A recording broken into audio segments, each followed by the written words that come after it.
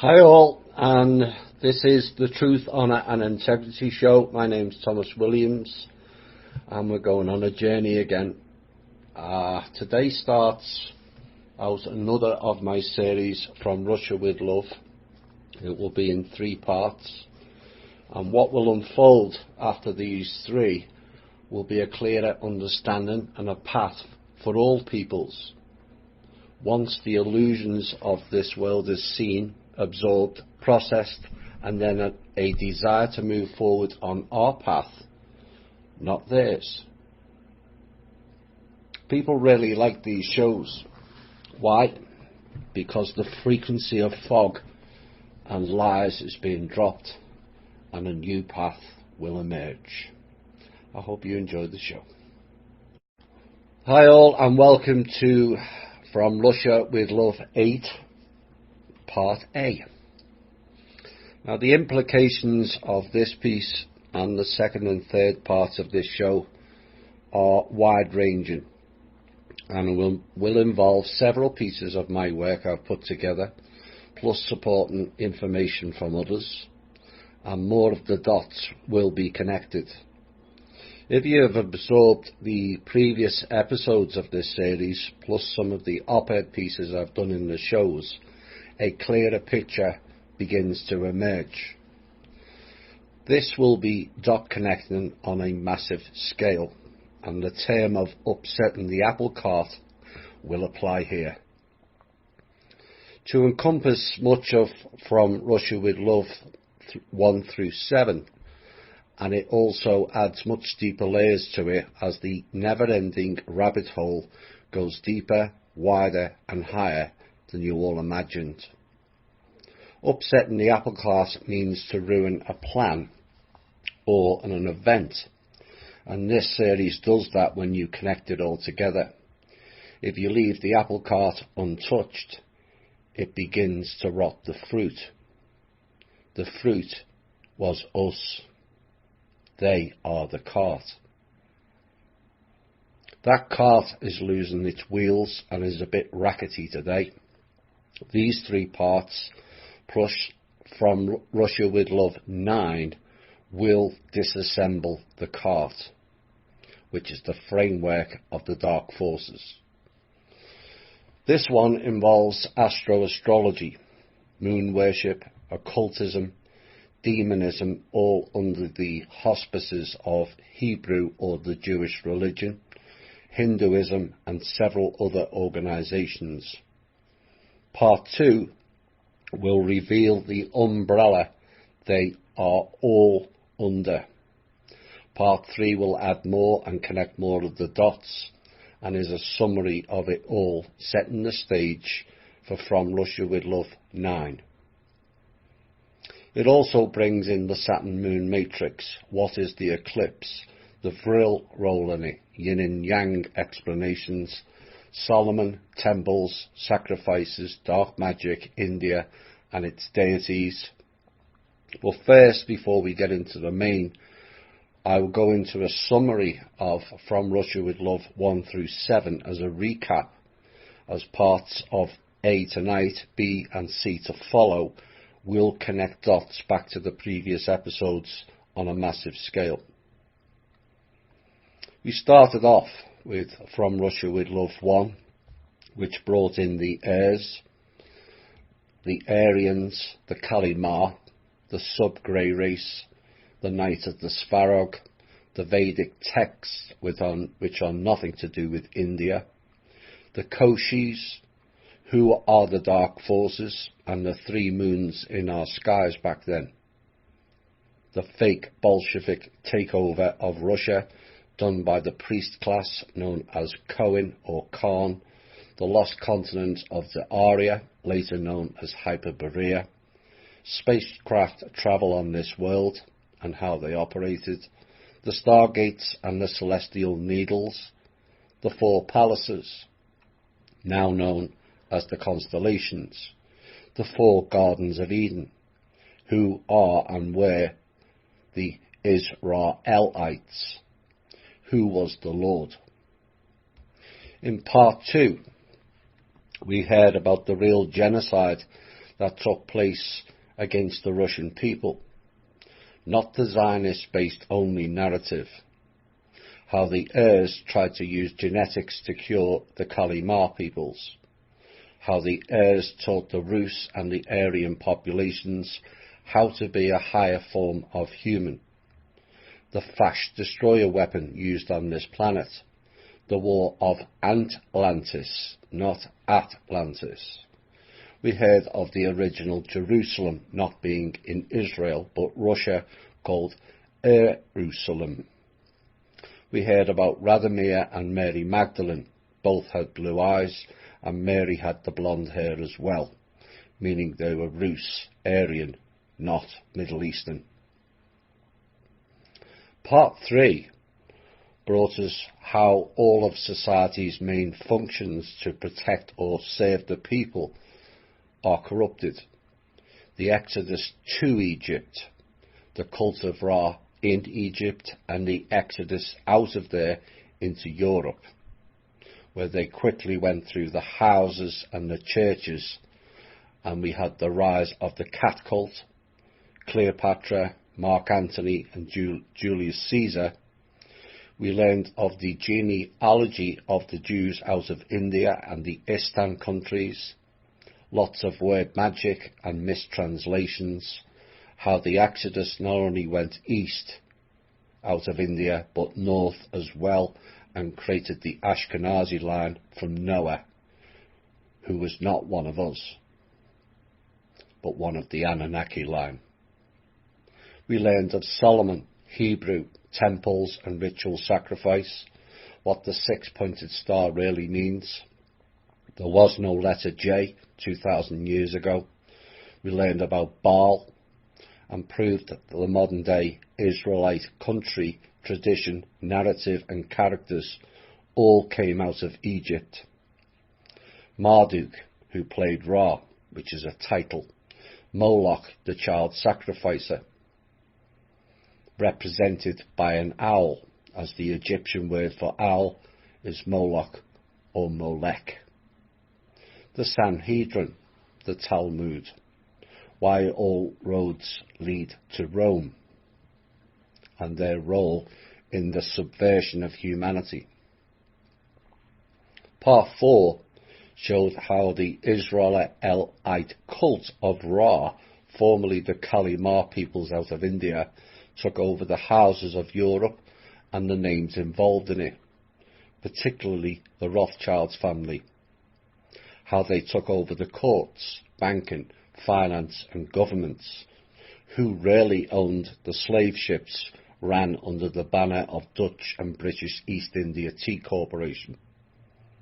We learned of eugenics, the reverse psychology program of white supremacy, New Age fakery, Planned Parenthood, how the white race in the 1920s represented 30+% of the world demographics and is now down to 12% and fallen.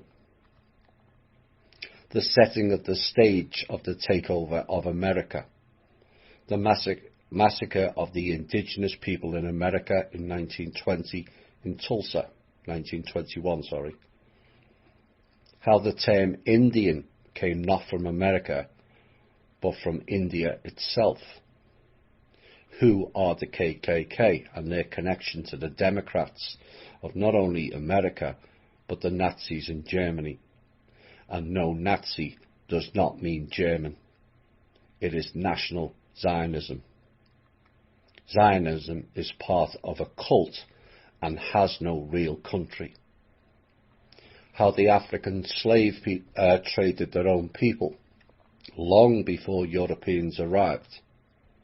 How 98% of people who call themselves African American are actually indigenous Americans, not Africans. The takeover of Germany, done by the same Zionists that ransacked, destroyed and murdered nearly 90 million Russians, fake Templars, fake founding fathers, and we asked the question, were the Germans duped? If Germany was all about the white race, why did they attack Poland, the Slavic people, or the Russian people. We also heard in part 4 how there was 2 attempts by Hitler to get all the Jews out of the camps, and the Rothschilds and Begin refused. We heard how the Rothschilds, along with Lord Balfour, went about creating a future Jewish state. We heard of where the 2 worst plagues on this planet originated in India and Egypt. Coincidence? Part 5 brought us the fake Melchizedek line. Who were the Cathars? The Lord being Anu, the reptile Draco King. The mark of the Nephilim, which is scaly skin. Ascended masters are not from the sky, but us after developing on a soul level. What is a god? Not some fake entity coming down from the sky in a fiery chariot. None of them developed themselves and so tried to piggyback on humanity. We learned of the Kalergi plan of the Zionists. We learned of the protocols of the elders of Zion, which paid stooges and scholars have gone to great lengths to deny it was real. Methinks they doth protest too much for it not to be real. Plus the fact that so much of that narrative from those protocols has played out. We went through Hebrew terms and traditions, fake calendars, fake holy days, all based on paganism, how the Hebrews accepted the bribes and the seducements of the Lord, Anu, just as the Australian and New Zealand tribes did 16,500 years ago and sold humanity out. We learned then of a fake religion based on some non-existent Egyptian plates given to him by an angel that mysteriously disappeared, including some of the incriminating text, and morphed into a child-abusing and sacrificial cult known as Mormonism, replete with the old Egyptian symbolism, the temple, the altar, the sacrifice, and the cult of Ra. We went into word magic Hebrew style, the role of the crown in their temple gates, church, knights and bar, and how they forced the Magna Carta on King John and sold out all British subjects, not freed them as some alt-media people believe. How Adam and Lilith, not Eve, were not human, but their creation via genetics. How the popular Vulcan sign in Star Trek is a Hebrew Kabbalah secret sign. The life longevity of the biblical characters Noah, Abraham, Adam and Enoch. Why? Because they were one of them, not one of us. We learned of the moon cult, paganism, all wrapped into it, the rise of Zionism from the 1600s onwards, the role of New York and this cult, Cleopatra's Needle, all about the cult of Ra, sacrificial and sexual deviancy practices, all originating out of New York, financial and global skullduggery via the Federal Reserve, Wall Street and the UN, all out of New York, and the rise of the now common term in THI shows, born in, born to, New York and Jewish parents. How Joachim and Boaz turned into Osiris with the Twin Towers tragedy on 9/11, and how and why New York is dubbed Gotham and the rise of the Dark Elves, portrayed as a superhero in Batman, but it and they are not our friends, far from it. We learned that the Hitler Youth song, Tomorrow Belongs to Me, was written by 2 Jewish people, which sounds crazy to many people. Not when you connect the dots, it's not. Same program, same cult. We ended part 5 with the role of AIPAC, in and on proceedings in this country, a political driver of politics and policies in favour of the Zionist state known as FRWL, ISIS, Ra and El, which means God. Secret cells dotted all over America pretending to be a charity of some sorts, but essentially have bought and paid for virtually every politician in this country, and they, along with a lesser known group known as J Street, have done far more damage in this coup of America than most people realise, all done by this cult. Part 6. We went back to Russia, of how the Rothschilds clan and Zydo Masons stole everything from Russia, and it was the stolen funds from Russia that Americans largely enjoyed their prosperity since World War I. The role of the Swiss, the fake Russian names that were all actually Jewish, how Leo Wanta and his Langley II counterparts with Reagan looted everything out of Russia again following the end of the fake Cold War and the alleged fall of communism. Communism was created by the Zionists, not Russians, Chinese or any other country. How successive so-called Russian leaders from World War I were all Zionists looting the country and murdering the people. How Ray C. Dam, another of the Rothschilds appointed Langley operators, tried to steal the global accounts via the OITC, with other Langley-based clowns like Keenan, Keith Scott, Winston Shrout also playing roles in global theft and control attempts, along with the World Bank fraudster Karen Hughes.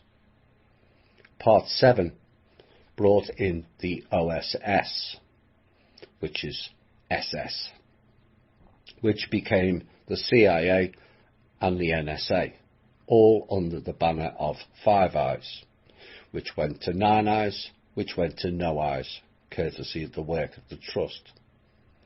From the role of the SS to cryptography, which led to the creation of the NSA, Enigma machines, the whole structure, their roles and purpose of each division of the OSS, how they went about subverting peoples, governments, created wars, assassination programs, their role in communications, of how they control every form of communication on the planet, and how the CIA and National Security Act, which was created not to protect Americans or the country, but to cover up agency-led crimes and operations, including clandestine money-making programs, black budgets and operations, plus loot countries and their people.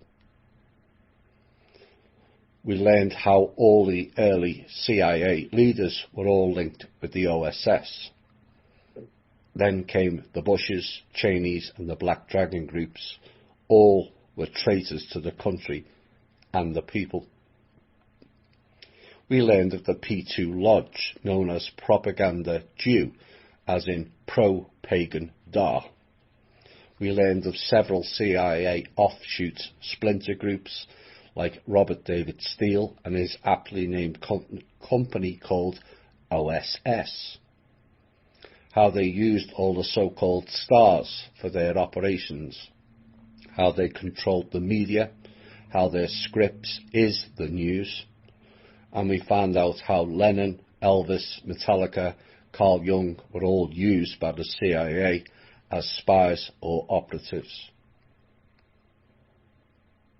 How they deal with people who were their assets and suddenly become disposable, either by throwing them in jail under false charges or just taking them out, all using their MKUltra tactics to get their former assets to commit suicide by triggering mechanisms attached to the mind control program. We learned who was involved in the JFK assassination, the Cypher program, the Black Chamber, using a New York commercial code company to spy on all communications, and how the British used the post office for data mining as far back as the 1920s. How the CIA in the 1970s was spending $1 billion a year on propaganda alone. And also since the 1940s they have been in every college or university profiling everyone and recruiting students for their various programs. The Foreign National Student Exchange Program is also run by the CIA and the Vatican. We ended part 7 with the exposure of the Tavistock Institute, also connected to the CIA and OSS. Their mind control programs that roped in MKUltra tactics on the people of interest. They also used and created, in some cases, the stars of the time. The Beatles and the Rolling Stones were a product of Tavistock, also hip-hop and rap. We ended that show with a question. The question remains, if all this fighting for freedom and getting rid of dictators, despots, communists and tyrants that has gone on for the last 100 years, with them all now out of the way, why hasn't our lives improved one iota? It hasn't, because the real tyrants are still in our midst is why. And perhaps the leading figures killed were not the problem after all, just the ones that killed them. This show and the next 2 shows lined up will bring it home. This is 8 and the loop. This will create the umbrella with which all the names we have referenced in the previous shows, from Kalimar to the Cult of Ra, Jewish, Hebrew and various agencies, operate under.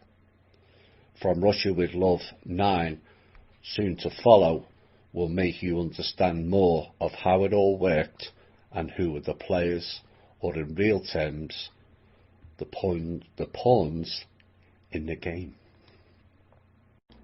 Hi all and welcome back. Quite a recap that, wasn't it? We've covered quite a lot. These next portions are going to expand the neural pathways in a new way. And this is called The Sun, the Moon and Astronomy. Now, modern day science still struggles to make sense of the world around us. Information is often denied if it sways off the official path, as it were. None more so than when astronomy comes into the picture. A plethora of misinformation, from flat earth to distances to how everything is so far away when actually it's not. Science can't or won't explain of why when you go into the sky and into space, which is closer to the sun, it gets colder, not warmer. There is a reason the Catholic Church closed down the school teaching program in the 14th century when astronomy was the lead subject taught, and ultimately dismissed it as a fake science. And yet, curiously today, that same church control most of the world's telescopes, including one by the aptly named title, for them anyway, called Lucifer.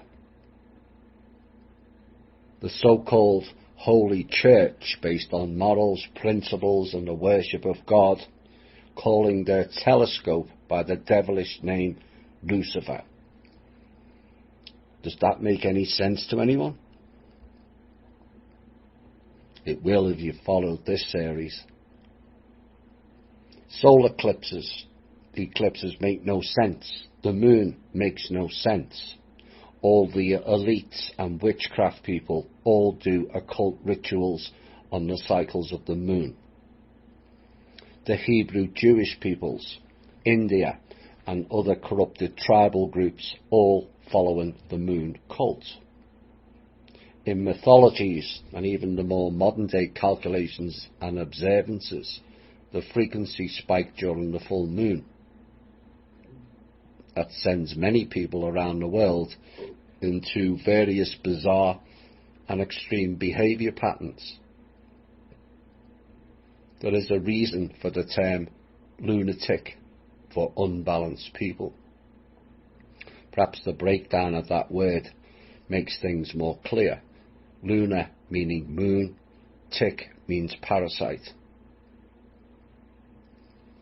The moon cycle created what are deemed the myths of werewolves. Those entities, are not myths, but reality based. There is still whole family lines around the world which contain that genetic default. The wolf realm is the first realm some people encounter with travel abilities, and know it's not good. Despite several Native American cultures adopting it as their animal totem, like the astral realm, it has become corrupted and a trap. The next realm along is the circus realm, and why people fear clowns and mirrors. The Hall of Mirrors, anyone?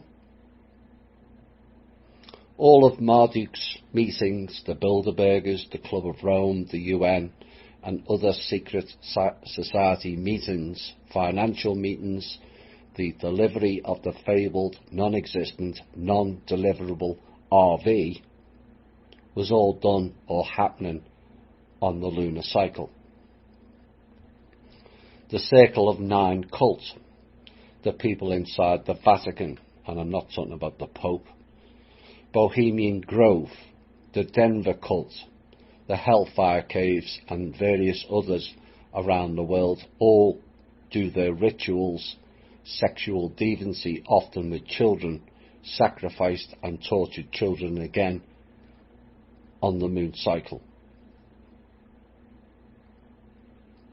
Modern witches all do their spells and rituals, all pulled along with the New Age program, which was all set up in the 1880s by the likes of Blavatsky and others.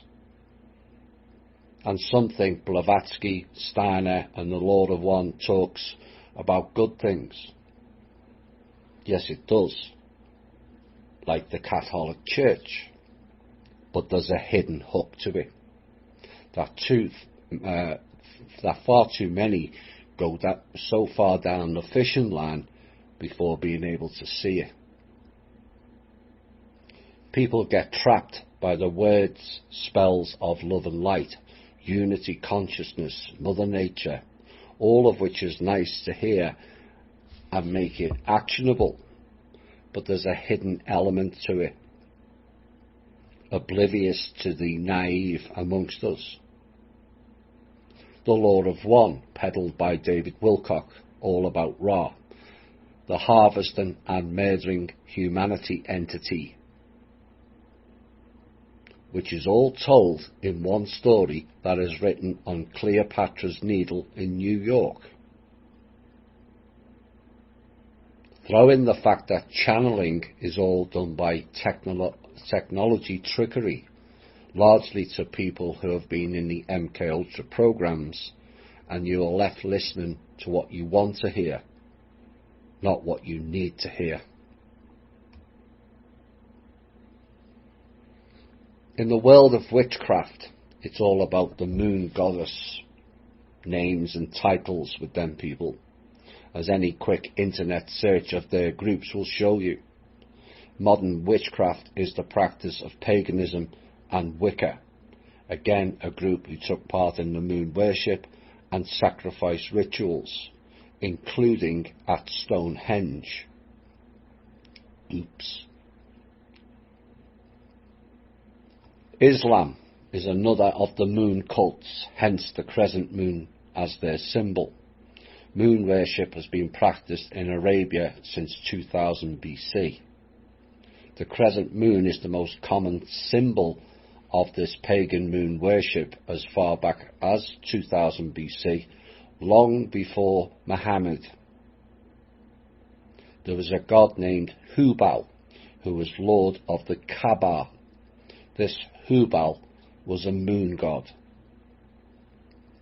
Each local pagan Arab tribe would refer to their own local tribal pagan god as Al-Ilah.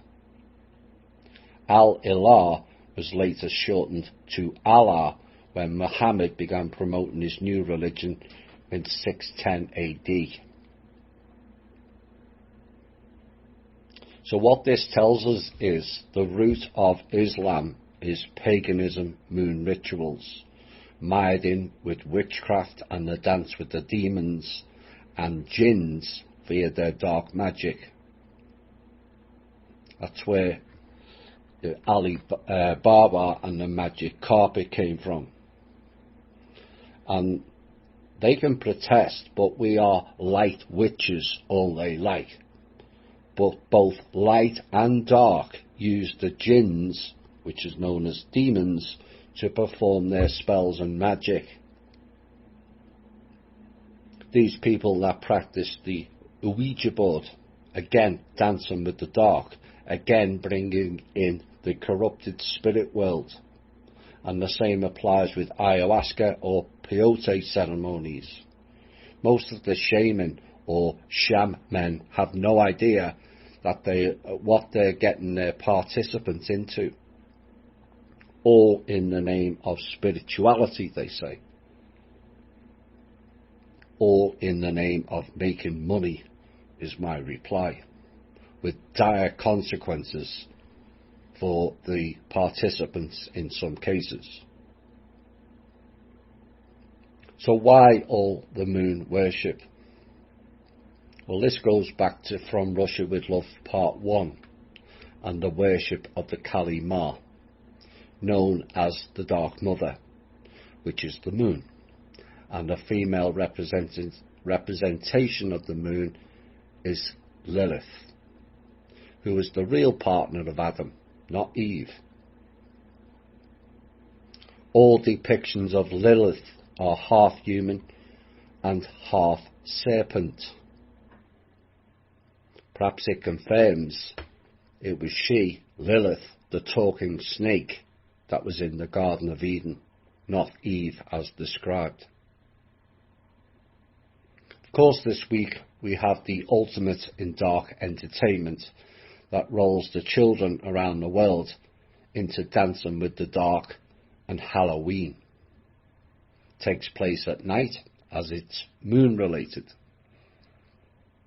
It is the night the dark elements in our society call in the dead spirits and jinns for a so-called night of celebration, using spells and incantations, and even uses the children to act out on it. Nowadays it's turned into another money marketing scheme, but the hidden dark intentions behind it should not be lost in the plethora of pumpkins, masks, costumes and candy.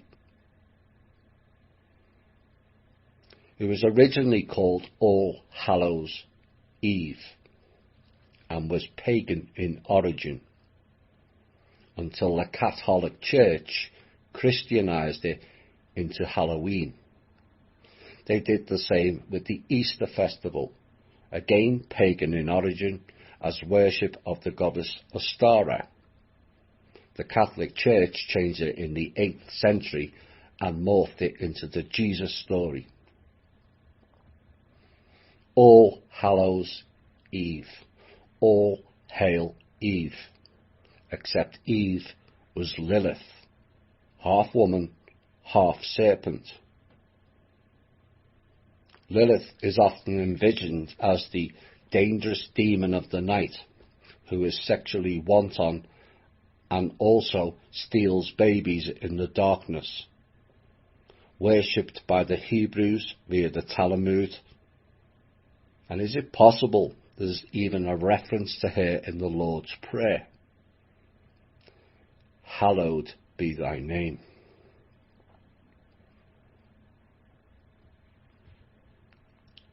Our current moon is not even a natural object. Like Phobos, the Death Star, its orbital spin is unnatural in comparison to every other moon in the solar system. The same side always faces the Earth. That is not a natural orbit. That is something that was placed and positioned there. And some Native American folklore say the moon arrived here sometime around 11 to 12,000 years ago. What it is a hollow satellite station, as NASA proved themselves when they fired a missile at it and it rang like a bell for quite a while. Populated by various off-world entities over time, and still to this day, although unlike in the past, it is not interfering with here and us anymore. And it's also why NASA never returned to the moon since the 1970s. It was linked in a frequency-based relay of mind control system with Saturn, known as the Saturn-Moon Matrix, until events in the past 5 years ended that technology and program of interference. The solar eclipse creates awe and fear around the world depending on your culture. Having witnessed the last one in America and the one in the UK in 1999, although typically the UK was heavily masked with clouds, and some of the American one was also courtesy of the US military and chemtrailing. Now, the biggest issue I and others have is nobody sees the moon before or after the eclipse. Science and media dismiss it all so frivolously, and the topic is largely left alone. But the great question remains is, why don't we see the moon? Well, we see it going across the sun, Thomas. No, you see an object going across the sun. And because you are told it is the moon, doesn't mean it is correct. Why can't you even see the features on the moon as it's eclipsing? The light is focused on the far side, not the Earth-facing side.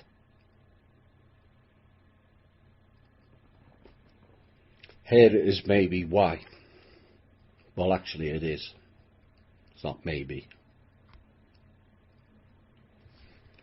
According to Vedic astronomy, which is the most ancient and said to be the most accurate system of astronomy on the planet, solar eclipses are not caused by the moon coming in front of the sun, as astronomers believe. Rather, the moon is described as being further away than the sun, and what happens at the time of the solar eclipse is our moon goes behind the sun, and a dark planet called Rahu comes between the sun and the earth. Rahu. R-A-H-U.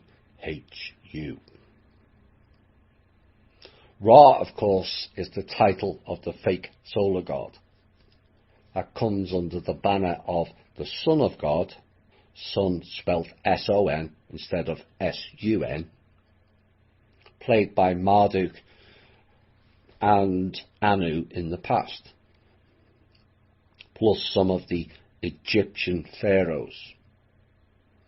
Pharaoh means great house. So now you know where the terms of the House of Bavaria or Saxe or Angin comes from, all out of Egypt. Hu in Sumerian means serpent. In Sanskrit it means dragon. So Rahu is Ra is the head serpent or dragon.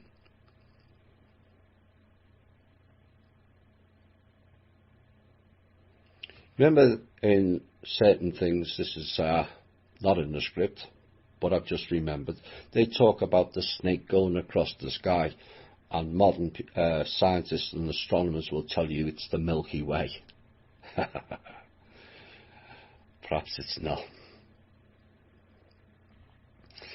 Of course, we have been conditioned to believe as fact the structure of the universe as it's been taught to us since childhood, and we find it very difficult to accept such a thing.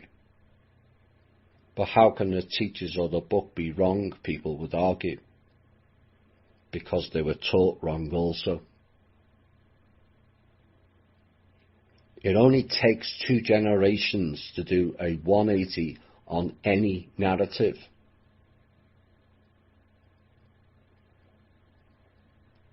All Aryans are white supremacists narrative is a prime example. But it only requires a little thought and observation to see that actually the so-called modern scientific idea is incompatible with their observations, and the timeless Vedic knowledge is compatible with clear observations. Look at the moon on a full moon night. It's shining so brightly that it lights up the whole surface of the earth. On a full moon night, you can see very clearly everything. Of course, it's not as bright as the sunshine, but essentially everything is clearly visible. If you were to view the earth from space on a full moon night, it would not be dark. It would be illuminated by the moonshine, and all the features of the earth would be clearly visible. But as there is moonshine, there also is earth shine. Much of the earth is covered by water, which is a good reflector of sunlight. In fact, most of the scientists say that earth shine is much brighter than moonshine. And we know the earth is enormous in comparison to the size of the moon. The moon is around 27% of the size of earth by comparison. So if the moonshine can completely illuminate this earth on a full night, then it would make sense the earth shine can completely illuminate the moon.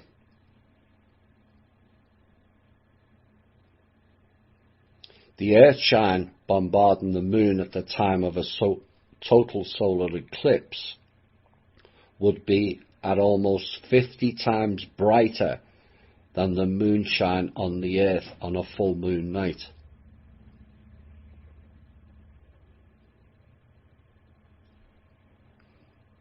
Now, if Western astronomers are correct, the solar eclipse would be the perfect time to see the moon illuminated by the earth shine. Now, the shadow created which causes the solar eclipse on earth is, according to NASA anyway, almost 167 miles wide. The path of totality. So if you were sitting on the moon during a solar eclipse, you would see an extremely bright Earth planet with a dark circle of only 167 miles wide. But this is not enough to diminish the Earth shine in any significant way.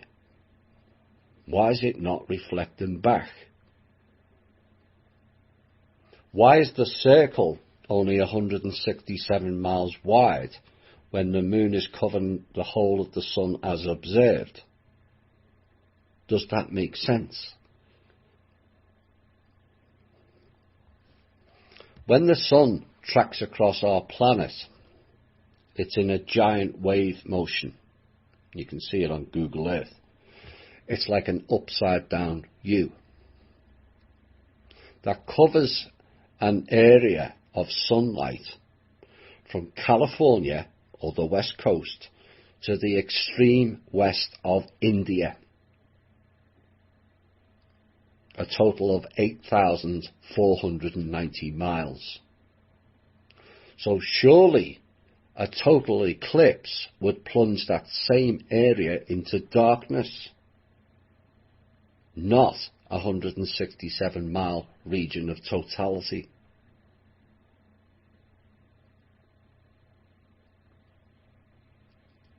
You getting the drift now?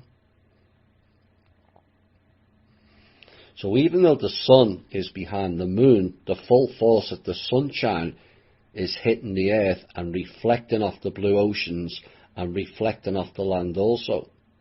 So the moon is completely illuminated by earth shine, even though the sun is directly behind it. But the problem is you can't see the moon, both approaching the sun or leaving it after the eclipse.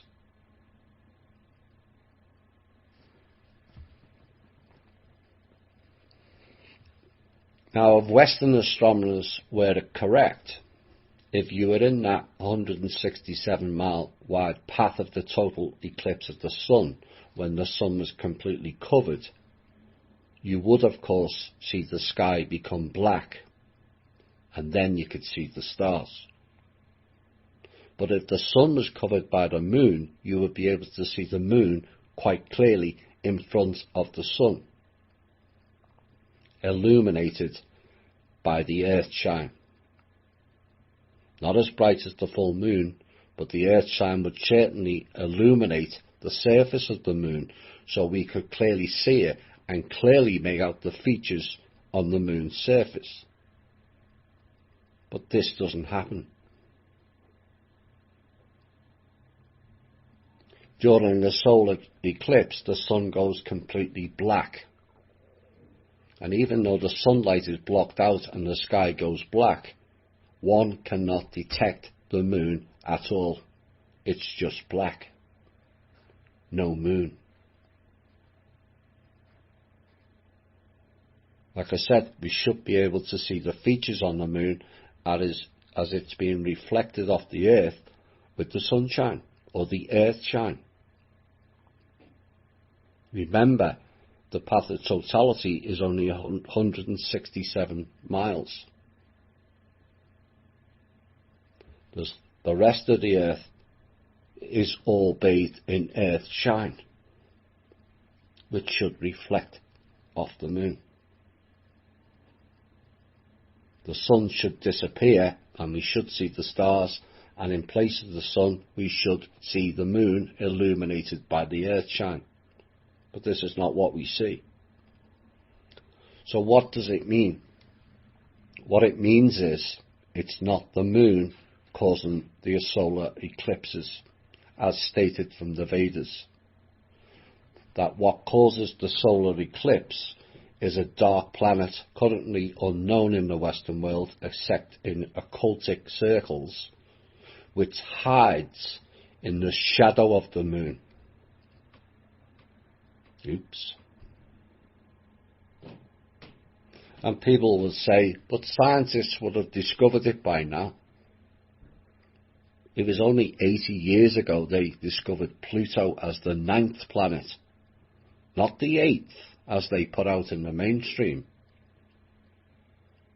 Because before that was Ceres, which is rarely mentioned, like the dwarf planet Eris, said to have been discovered in 2005. And yet the natives, tribal people, knew about it thousands of years ago.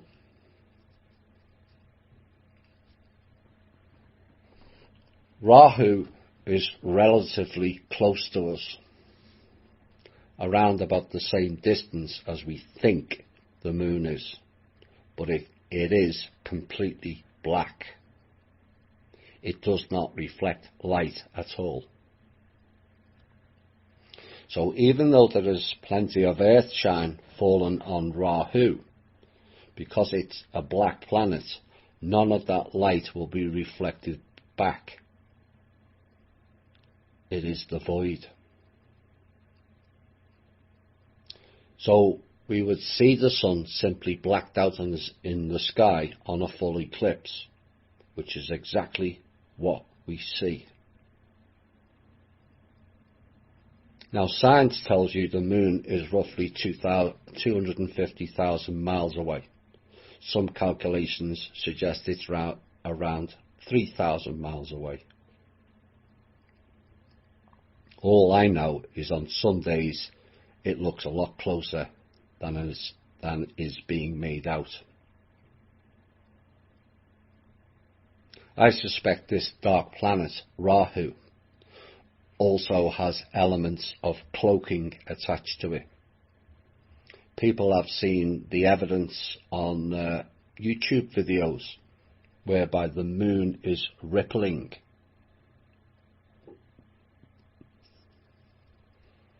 It makes no sense that people can see the moon on opposite sides of the world at the same time. So is Rahu, if visible at certain times, is it Rahu? It is likely a projection image, and so possibly a copy of our moon. That explains the rippling. So this is absolute proof that the assumption of Western astronomers that solar eclipses are caused by the moon coming between the earth and the sun is wrong. Because if that was the case, we would be able to see the moon during the full eclipse of the sun as it would be bathed in earthshine. We'll be back shortly. Hi all and welcome back. Quite a bit to get your head round that last piece. It always is when it's new, when we've had official, so-called official stories rammed down our ears all our lives. And we're going to go deeper into what is behind Rahu and also Ketu. Now Rahu is one of the 9 major astronomical bodies in the Navagraha, which is said to be Indian texts.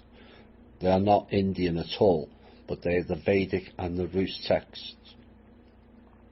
So what are the Navagraha?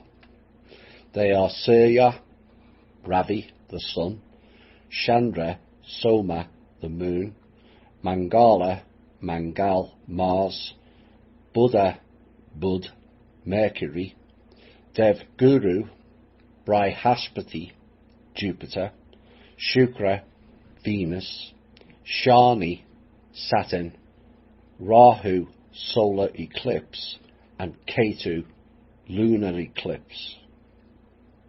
Now curiously in those texts there's no reference to the 3 outer planets, including the other 2 bodies, Ceres and Eris, of Uranus, Neptune or Pluto. Now unlike the other 8, Rahu is a shadow entity. Nice terminology there. The one that causes the eclipse, and is also known as the King of Meteors. The rock throwers. You've heard me mention that term about throwing rocks at our planet. One has to ask the question if it was this planet, Rahu, that wiped out the dinosaurs. One also has to ask the question, were the occupants of this planet responsible for the flood also? Rahu represents the ascension of the moon in its precessional orbit around the earth. It is paired with Ketu, K-E-T-U.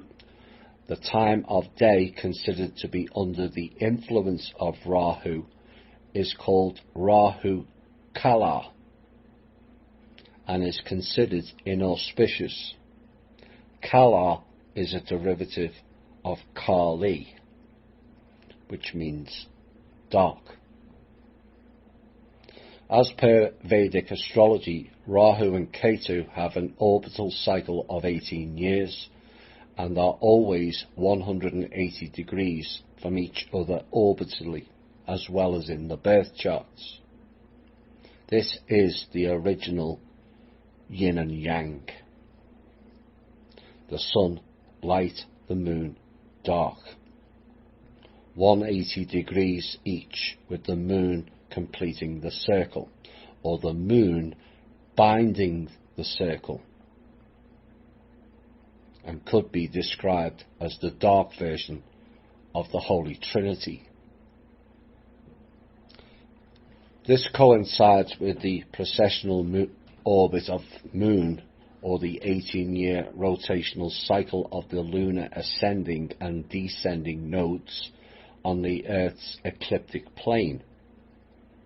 And it also corresponds to what is known as a Saros, S-A-R-O-S, a period of approximately 223 synodic months, which is approximately 6,585 days, or 18 years, 11 days and 8 hours.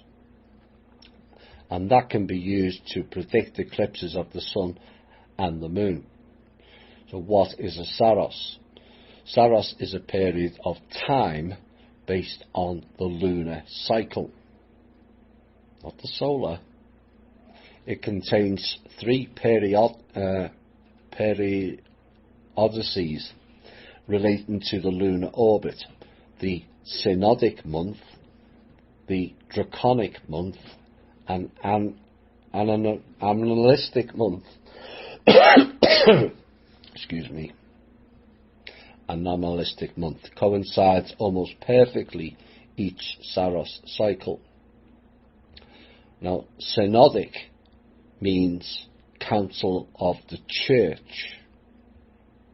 So it's the priest class again, so prevalent in Egypt.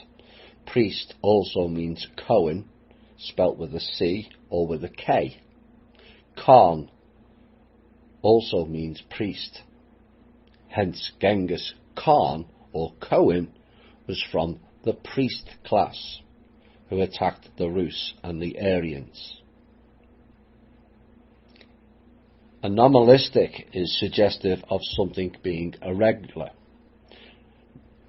known as the year, which is 365 days, 6 hours, 13 minutes and 48 seconds, and the extra bits are why we have a leap year. As for the term draconic months, oh my, I don't think I need to say any more on that term. Rahu rules the zodiac sign of Aquarius, together with Shani, which is Saturn, which is Setan, aka Satan. And perhaps the dawning of the age of Aquarius is not as good as many thought. Another New Age program exposed and failed. Astronomically, Rahu and Ketu denote the points of intersection of the paths of the sun and the moon as they move on the celestial sphere. Therefore, Rahu and Ketu are respectively called the north and south lunar nodes, not the east and the west. The fact that eclipses occur when the sun and the moon are at one of these points gives rise to the old understanding of swallowing of the sun and the moon by the snake. Oops. Rahu is responsible for causing the eclipse of the sun. Hu in Sumerian is serpent.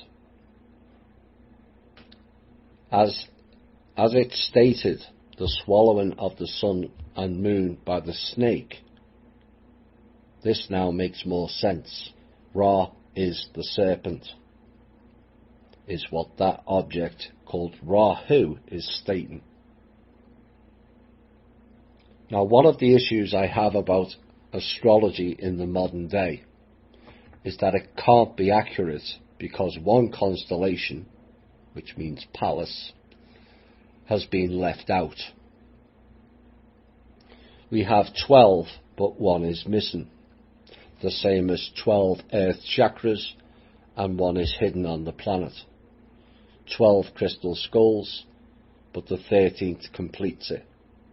12 plus 1. 12 disciples plus 1. And with the one hidden has been a major pondering of mine for the last decade. If you add back in the 13th zodiac sign, it all changes. Ophiuchus. Then most of the whole current mode of understanding of astrology needs to go in the shredder, in my opinion, as charts and alignments would go askew with the 13th zodiac put back in. So what is it about Ophiuchus and why has it been left out? Perhaps there's a possible connection to Rahu, Melchizedek, Noah, Shem, Ham, Indian gods, and many others of the more noted names of the past in the books and scriptures. All were said to have the mark of the Nephilim, born with a coat of armour, which is scaly skin. Rahu is the serpent. With that in mind, let's look at Ophiuchus, shall we? Ophiuchus, known as the serpent bearer. Oops. The constellation is said to consist of 2 planets, one covered in fiery molten lava and the other consisting of a large swamp. Fire and water, yin and yang. Ophiuchans have a natural affinity for snakes, and there was a special species of serpent called the Zarwinder, Z-A winder. House Ophiuchus had the greatest diversity in the zodiac. It is said people's skin, hair and eye colour all spanned the full range of the spectrum. Yet upon entering their teens, Ophiuchans developed scaly skin that is said would protect them from various creature bites and the natural elements. The Ophiuchus sign is represented by a fight between man and serpent. What if we've been in the age of Ophiuchus and not Capricorn?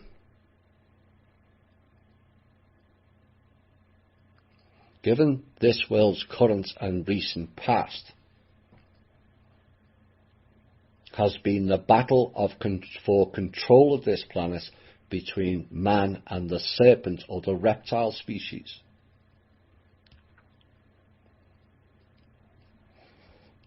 The zodiacal sign after Ophiuchus is Sagittarius. What if we are going into Sagittarius next and not Aquarius? On one of my night travels around 4 years ago,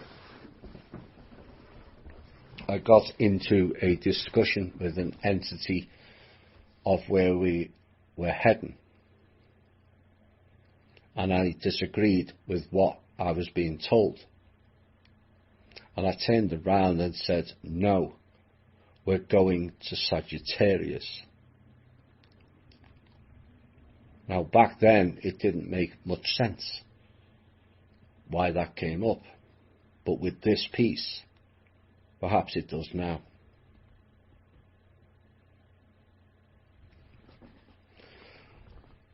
As a side issue to that, to get to Sagittarius, we have to go through the G cloud. Oh my, the GNA. For those of you who remembered Humanity Unplugged, that makes an awful lot more sense. Now, Rahu is mentioned explicitly in Buddhist mythology in a pair of scriptures from the Samyutta Nikaya and the Pali Canon. In the Kandima Sutta and the Surya Sutta, Rahu attacks Surya, the sun deity, and Chandra, the moon deity. No surprise, the moon deity Chandra is the name of NASA's X-ray observatory.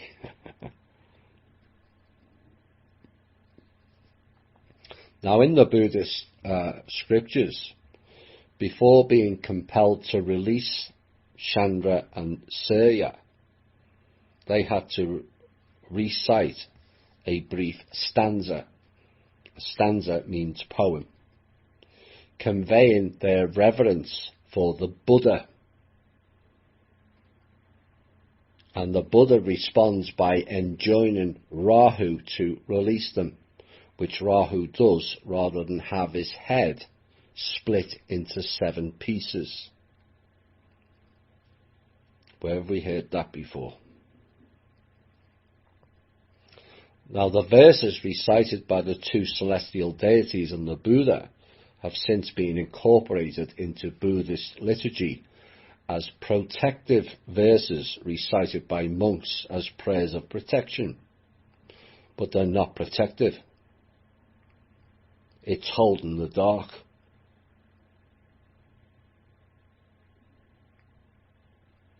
Rahu attacks Surya. Rahu the serpent attacks Surya was the original Vedic solar deity, the protector, and was replaced in Indian and Hindu his story with the fake solar deities Vishnu and Shiva. Both of them are dark forces and also fake lords. The whole of India's religious culture, and in particular Hinduism, is riddled with the references to snakes. The Nagas in particular as associated with Vishnu, Bhairav and Ma Akala, and the worst of them all, Shiva. There is a reason Shiva is placed at the entrance of the collider known as CERN. It's an egregore guarding the gate to the underworld, along with a plethora of non-physical plane ninjas who we'll cover later.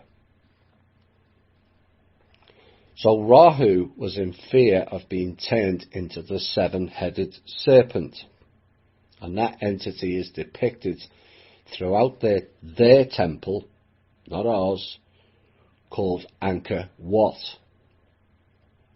Wonder of the world indeed. Nagas were cast into the underworld, and the entrance of which is marked by ant hills, it is said.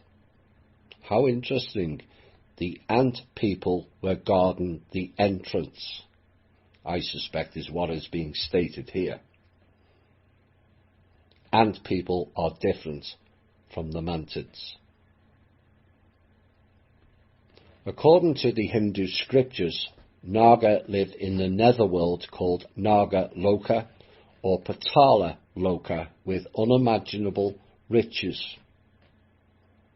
Oh my.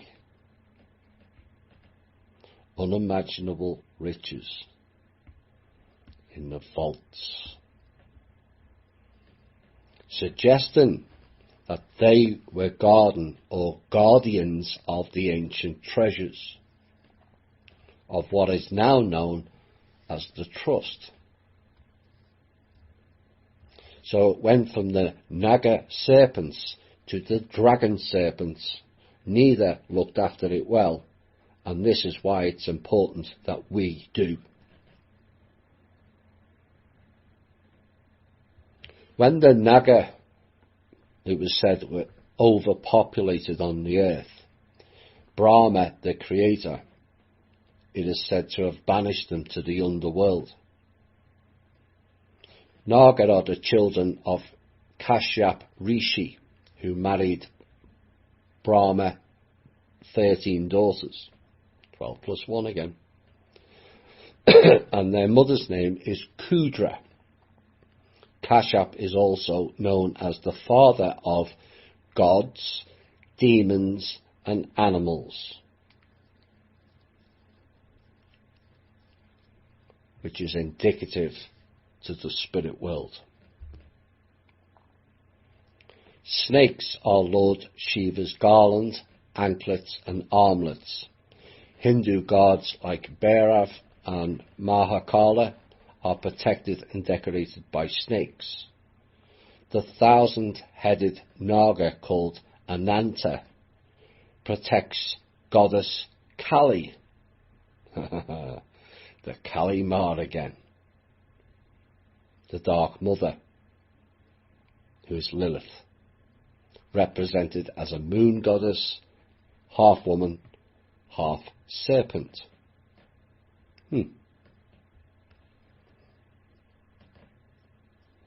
Like Lord Vishnu, many gods rest on Naga or are protected by Naga. The Naga guard the Hindu temples and also the shrines. The Naga are depicted on the doors, windows and the walls of the temples. And the Naga are also the seat of the deity.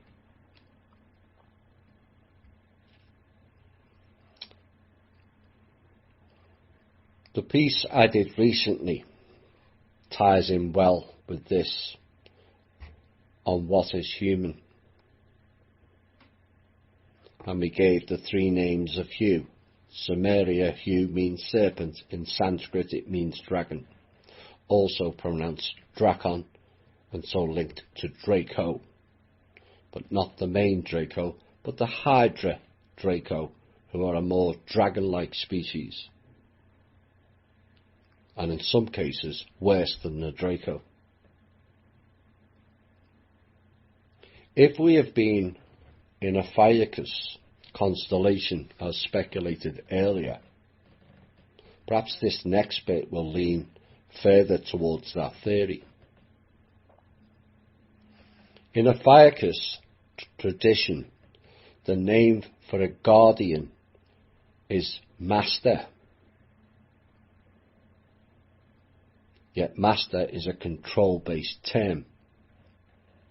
In Sagittarius, the term for guardian is guardian. A guardian is the keeper, the protector. Big difference.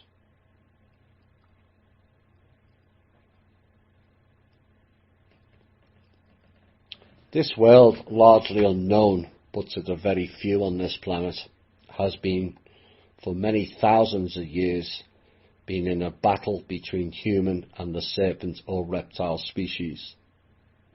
The zodiacal sign depicts certain things, like Aries the ram, Cancer the crab.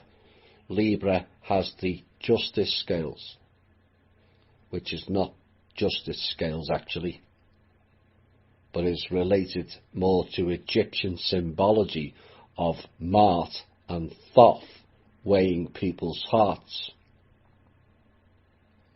Not for justice, but more in the line of trade and genetics, if you ask me.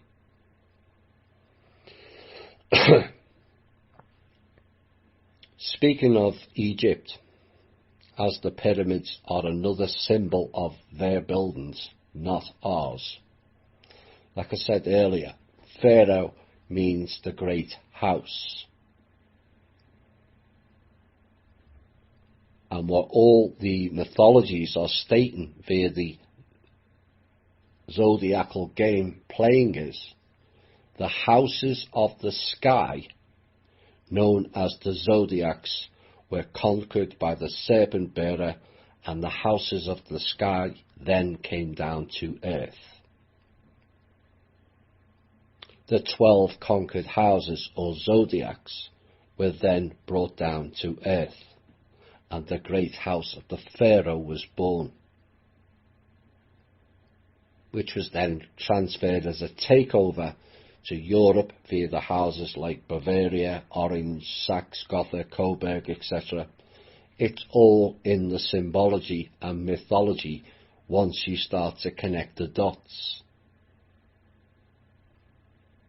The narrative of the so-called Israel tribes also speaks of the 12 plus 1, the hidden tribe of Israel. Matches the 12 zodiacs plus 1. Like I said, zodiacs are called houses. And it's also the original term for Israel. Was not for the country, but it was known as the House of Israel.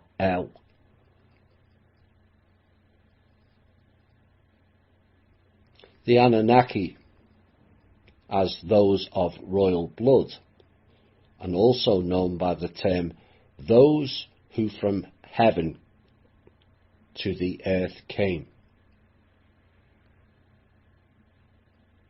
is an added clue, and in support of that analysis, the house of Ophiuchus came down to earth, known as the serpent bearers.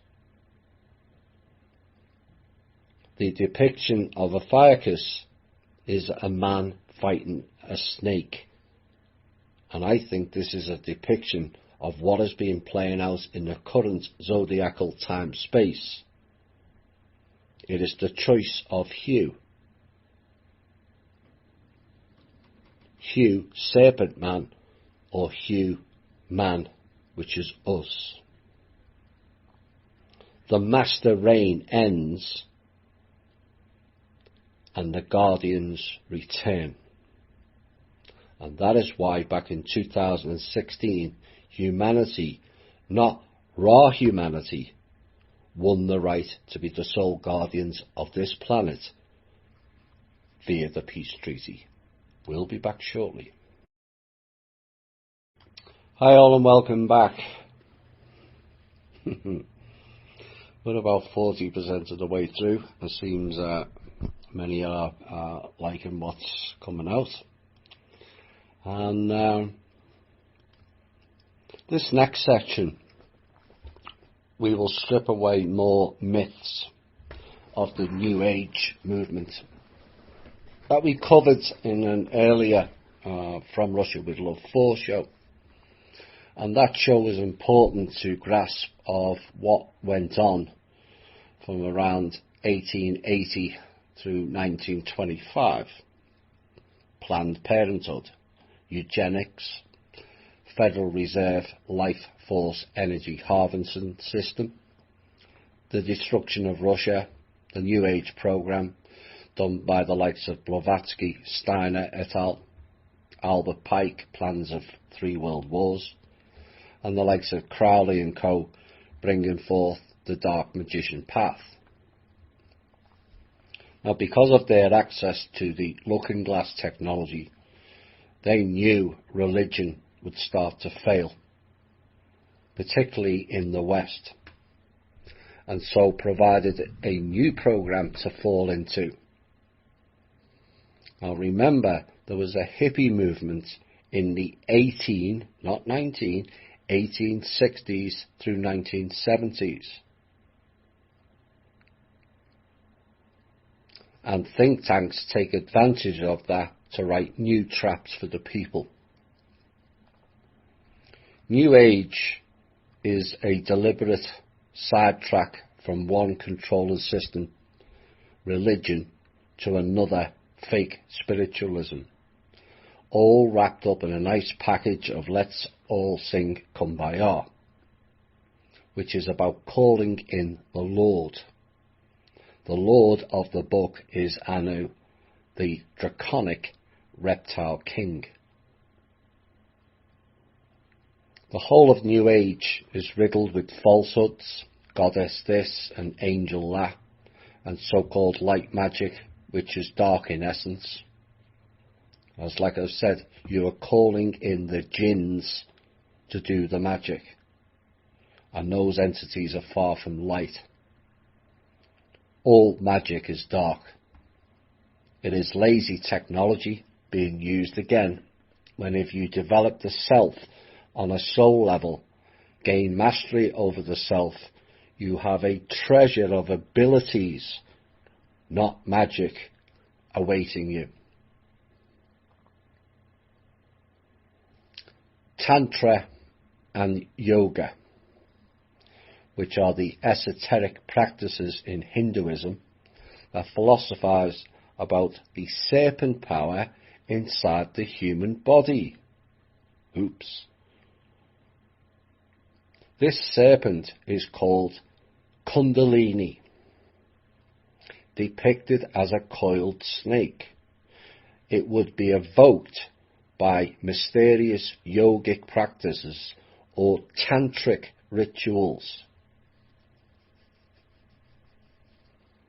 When this serpent power is awakened, it is said, their quote, not mine, ignoramus humans are said to be liberated from worldly vices.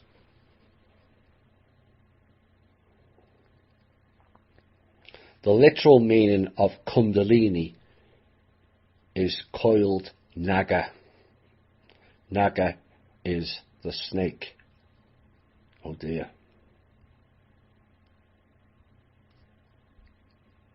Tantra and yoga are calling on the snake. If you look at the mythological pictures, you will find Mahavira sitting with a 5-headed cobra behind him, or Lord Vishnu is sitting in meditation and there is a cobra behind him. Another Lord, from Anu to Vishnu, both had the scaly skin. But let's look at the description for Lord. Remember, the Ophiuchus term for guardian was master. Lord is an appellation for a person or deity who has authority, control or power over others, acting like a ruler, a chief or a master. Oh my. Lord is a master, chief or ruler. Does those descriptions resemble anything like what the Creator Source would act like?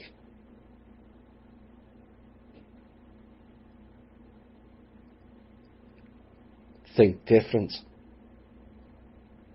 The Lord in the books is not God. It's fake idolatory worship of entities who self-appointed themselves as better than anybody else, like the pharaohs.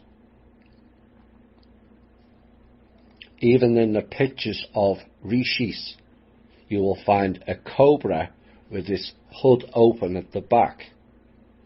In this description of Hindu meditation practice, you'll now see the discrepancies in it. Their description of what happens when you are sitting in meditation. So what is happening? They state your consciousness is getting alert, opened and awakened, as though you're in the background. There is a 1,000-headed cobra. Cobra signifies alertness. How many of you feel a lot of alertness in the back of your head during meditation, a sort of wakefulness? So they say the cobra is a symbol of the energy that raises and opens up, energy which is alert and at the same time restfulness. It is not that there is really a cobra at the back of their head. It is a symbol of wakefulness in the deep state of rest.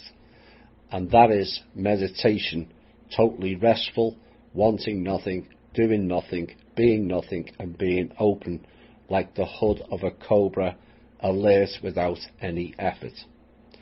Their description. Now, I don't know what type of meditation that they're doing over there, but in my experience, when I was consciously doing meditation with the usual method of sit down in a quiet space, or with some meditation music, I now do it subconsciously whilst doing everyday things. Remember, it's a frequency zone that you are accessing. If memory stores that frequency, you can then drop into meditation mode whilst walking and also have your eyes open. The one thing you don't get in meditation is alertness. Unless you are in defense mode at the same time. You are drifting into the aether, all light and airy. But the one thing you are not is alert. That's the snake. It's all in the symbolism. When Indian people with the flute call on a cobra to perform, the cobra uses its body like two legs squatting and lifts up its torso, and the head is on alert. That position is what they have taught man to replicate during their meditation. Sit in the squat position with the head upright and slightly forward, replicating the cobra, stimulating and simulating the kundalini, which is the cord snake, the naga, the serpent, the ophiuchus. Are you getting the picture now?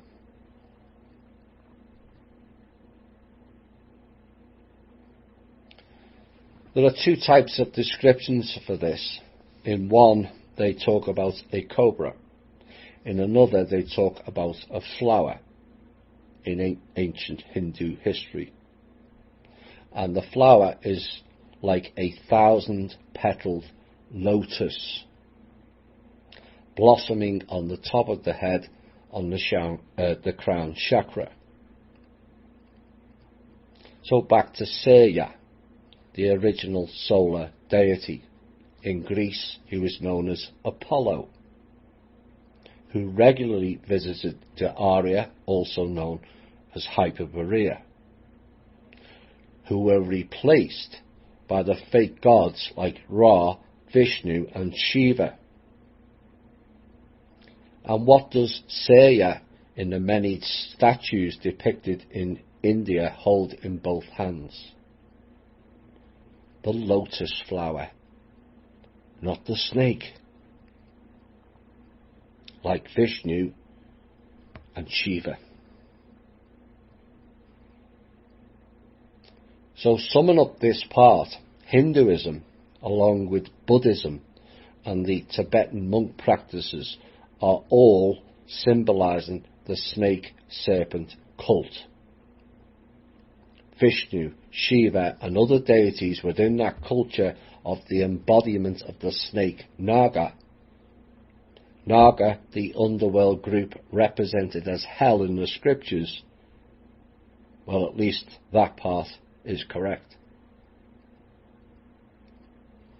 False hidden hand worship with cloaked practices that are said to be to help man, but actually reinforces domain over man by giving your energy away to these serpent harvesters. Hidden devious elements wrapped in a nice package of what is described as enlightenment via a created New Age program, all carefully choreographed into a descent, not enlightenment. but a cloaked descent into the dark.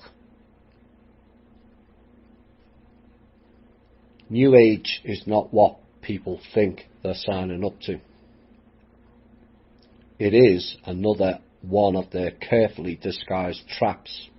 Their version of enlightenment is about as illuminating as the Illuminati.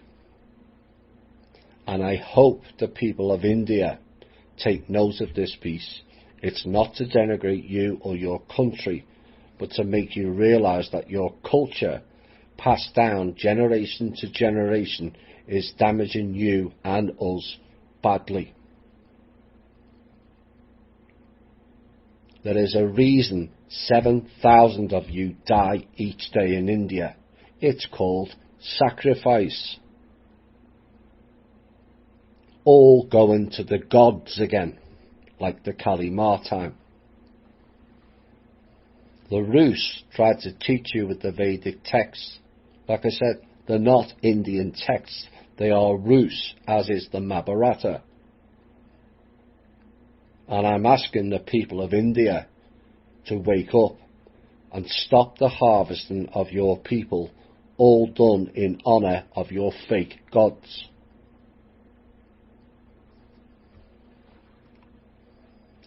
Rahu is found in the Puranic genre of mythology. Puranic means ancient or old, which means it superseded Indian culture. There's the key. And perhaps this next part will confirm that and where it came from.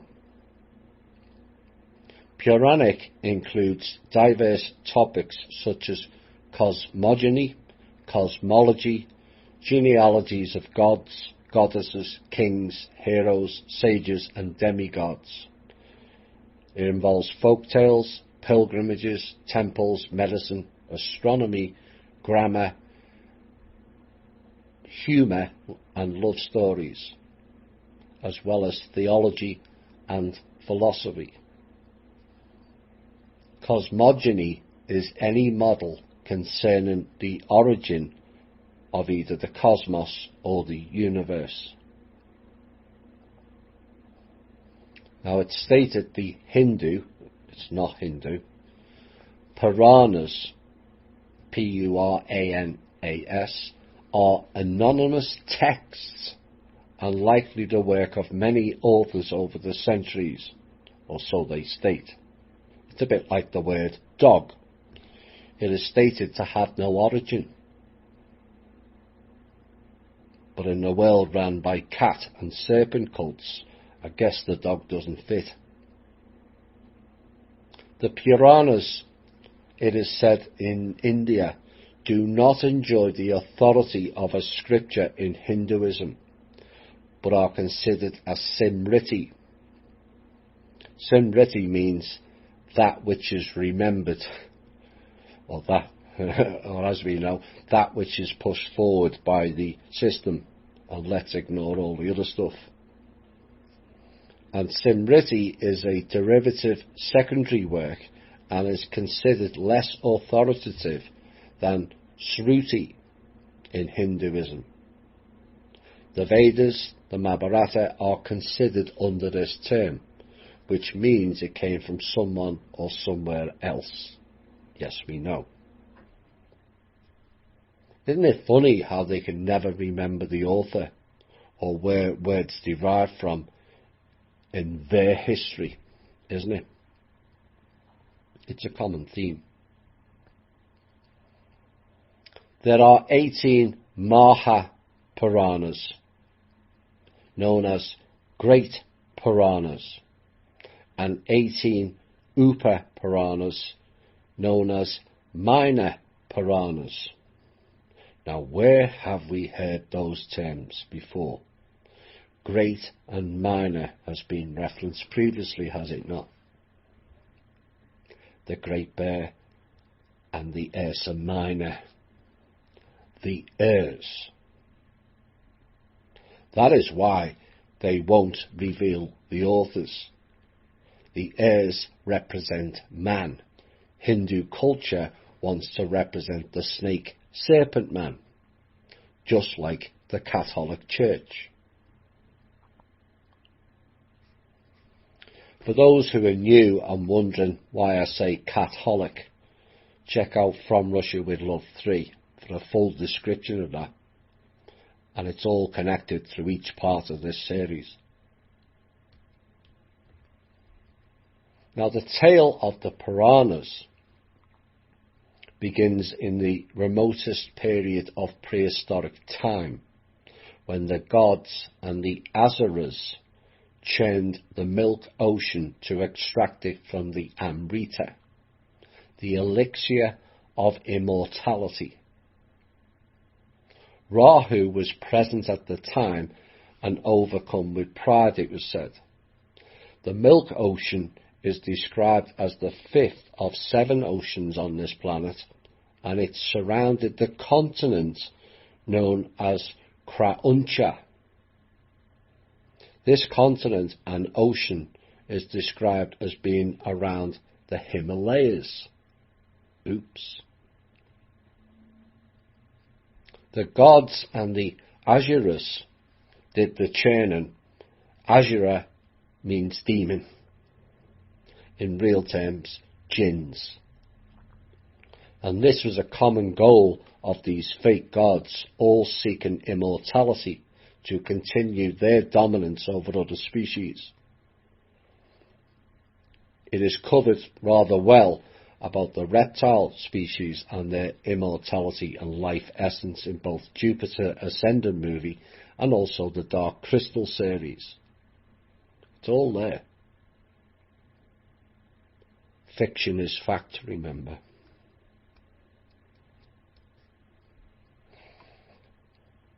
Now, what I do know is there are bodies of water dotted around the world that still contain many beneficial healing properties, natural healing properties, that will prolong your lifespan and health. But I'm not sure on immortality. To be honest, I'm not sure immortality is a good goal to be striving for anyway. Death is your reconnection to source. It is not the end. It is a new beginning.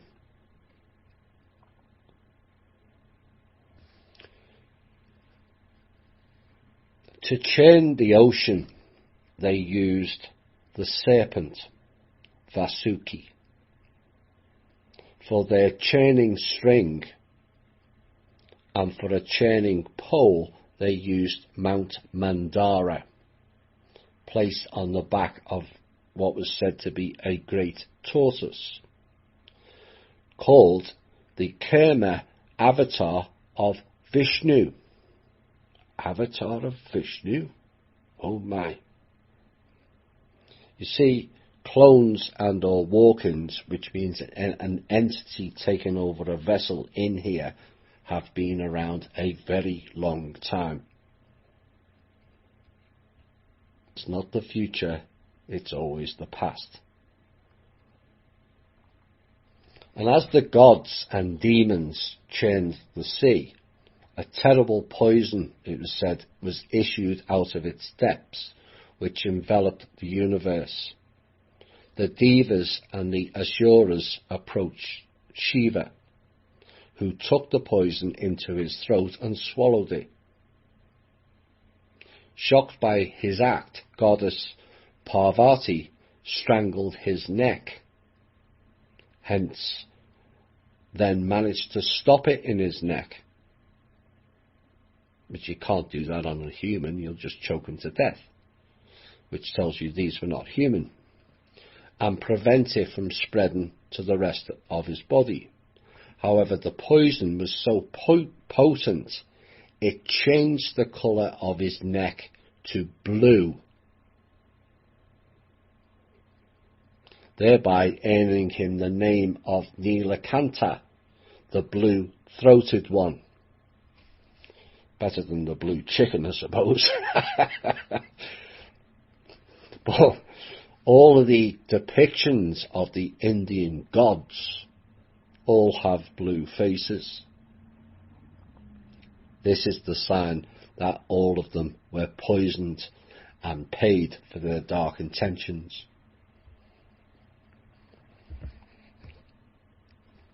Maybe the key to that whole episode is you have to be of the right frequency to be able to consume that elixir. They clearly were not, and subsequently were poisoned. One man's pleasure is another man's pain. When the Amrita finally emerged, along with several other treasures, the Devas and the Asuras fought over it. However, Vishnu, now in the form of Mohini, the enchantress, manages, now man-to-woman avatar, to lure the Asuras, demons, into handing over the Amrita to her, which she then distributes to the Devas. A Deva is described not as a female, but a male deity in Hindu, which means heavenly or divine. The female version is Devi. And another example of the cross-gender meaning being played out by think tank social engineering groups, female personalities are known as Devas, which is actually the male version.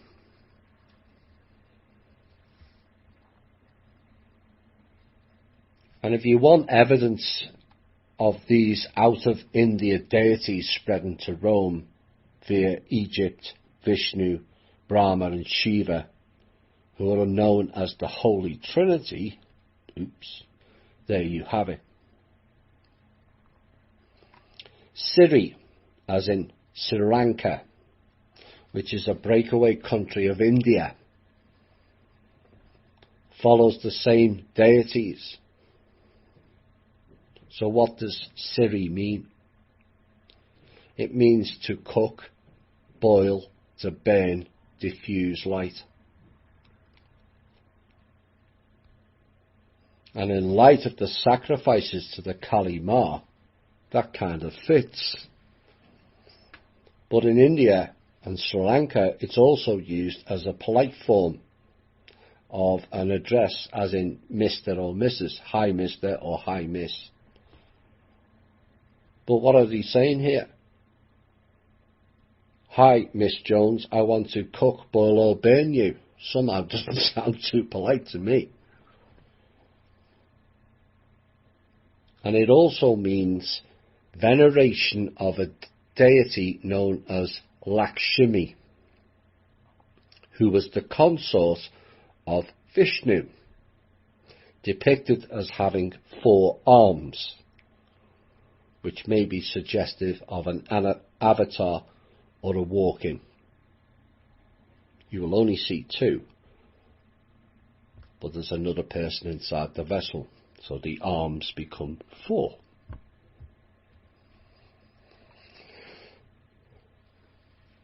Svabhanu, an Asura demon, disguises himself as a Deva, supposed to be divine god, and tries to drink some Amrita himself. Surya, the sun god, and Chandra, the moon god, alert Vishnu to this deception. Vishnu then decapitates Svabhanu just as he is about to swallow the nectar, leaving his head and beheaded body, which was immortal. Later, the head part is known as Rahu, and the tail or torso part is known as Ketu.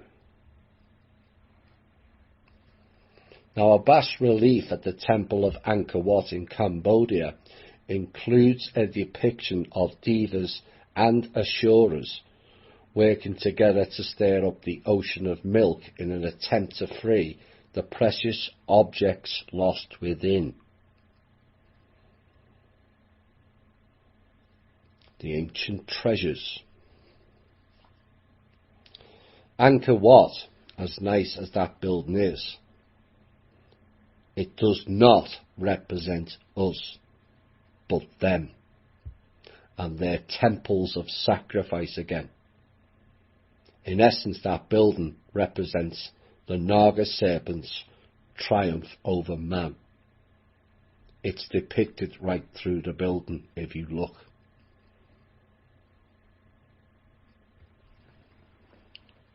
Still think Indian culture is about enlightenment? Perhaps this next passage will make you rethink that notion. This describes the ceremony for this nectar, stated to be the elixir of immortality, but appears to all intents and purposes to not be. And according to the Tantras of Chakravarti and Tantras of Vajravāhi, a ceremony needs to be held for melting and blessing the inner offering nectar. You're not going to like this. The 5 nectar needs to be arranged in 4 directions.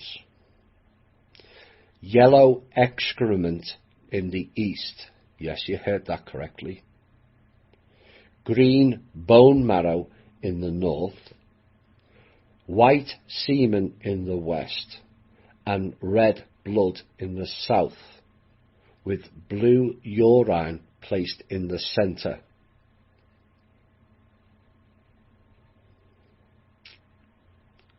Yellow vomit, green bone marrow, white semen, red blood, blue urine.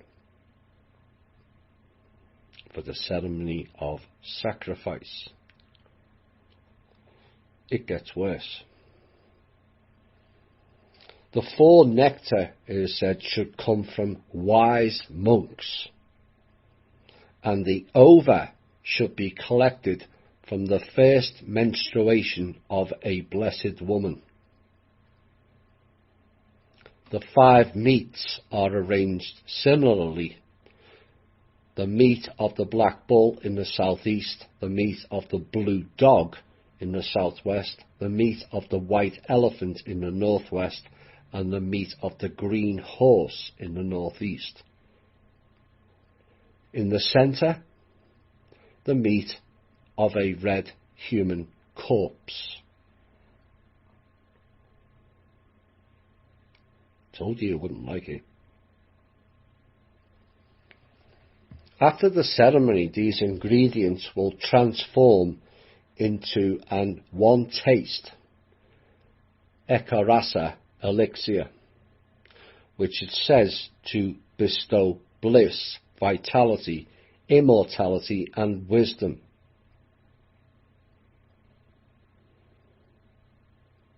But it is also stated that the nectar does not actually offer true immortality. Instead, by partaking it, the devas were able to attain a higher level of knowledge and power, which they had lost due to the curse of sage Devasa. Devasa is Rishi, mentioned earlier. Following this event, Rahu, the head of the snake, and Ketu, tail of the snake, were given the responsibility to influence the lives of humans on earth.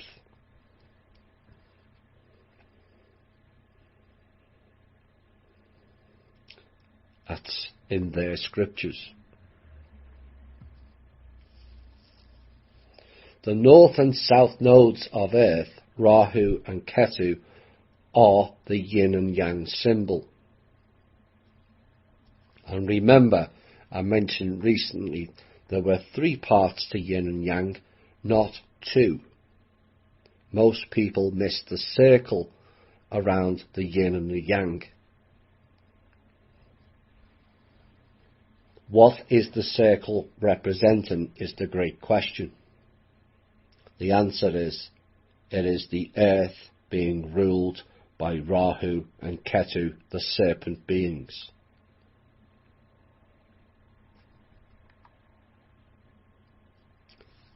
Like I just said, they were given the responsibility to influence the lives of humans on Earth.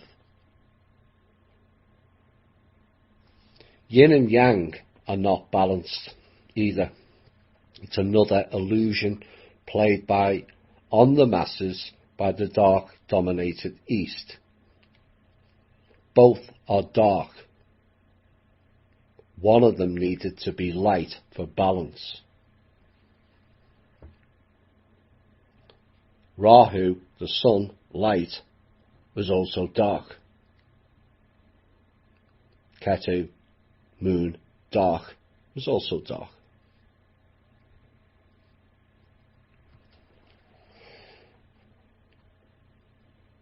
This elixir, it is said, may well be seeded or encoded for only the higher initiates in soul development.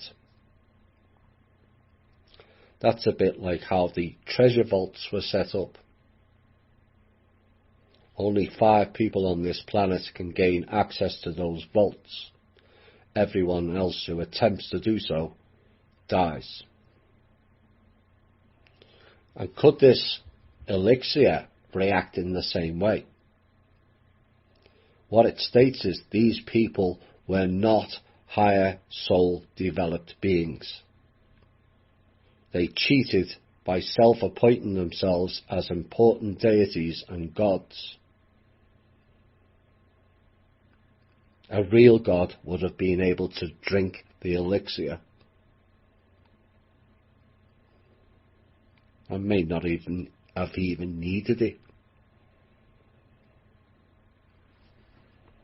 Ketu in Sanskrit is the descending south lunar node in Vedic or Hindu astrology. According to some accounts in Hindu mythology, Ketu belongs to Gemini Gotra, whereas Rahu is from Patinasa Gotra, and hence both are totally different entities with distinctive characteristics, but are 2 parts of a common body, yin and yang.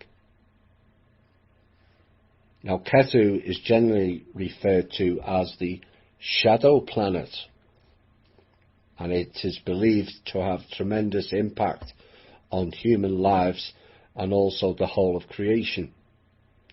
In some special circumstances, it helps someone achieve the zenith of fame. Fame, like image and idol, all has the root word of mirror, the inversion.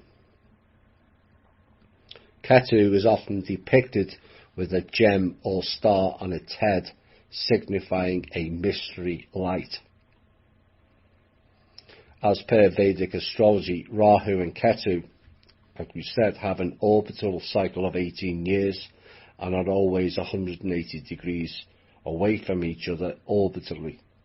And this coincides with the precessional orbit of the moon, or the 18-year rotational cycle of the lunar ascending and descending nodes on the Earth's ecliptic plane. Ketu rules the Scorpio zodiac sign together with Mangala, which means moon. Scorpio is the house before a fire curse. Oops.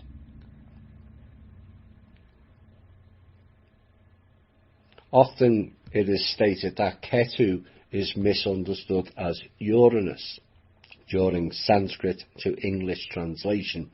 However, Uranus is only barely visible to the naked eye, and its discovery is attributed to the use of telescopes, except that the symbol of Ketu is a U, which could explain why certain people linked it with Uranus.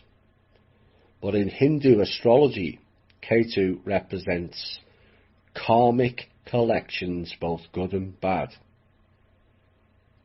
spirituality and supernatural influences, and it signifies, it is stated, the spiritual process of the refinement of materialization to spirit, and is considered both malefic and benefic, as it causes sorrow and loss, and yet at the same time turns the individual to God. Problem is, which God? Because it's certainly not source. In other words, it causes material loss in order to force a more spiritual outlook in the person. K2 is Karaka, or indicator of intelligence, wisdom, non-attachment, fantasy, penetrating insight, derangement, and psychic abilities. K2 is believed to bring prosperity to the devotee's family. There's the seducement program again. Follow the dark and the riches will be bestowed on you. But those riches come at a great cost. It is also said that it removes the effects of snakebite and illness arising out of poisons.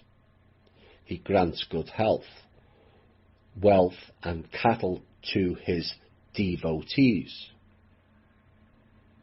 Ketu is the lord of 3 nakshatras, or lunar mansions, lunar homes, house. Ashvini, Magha and Mula. Interesting term, Mula, which is a UK slang for money.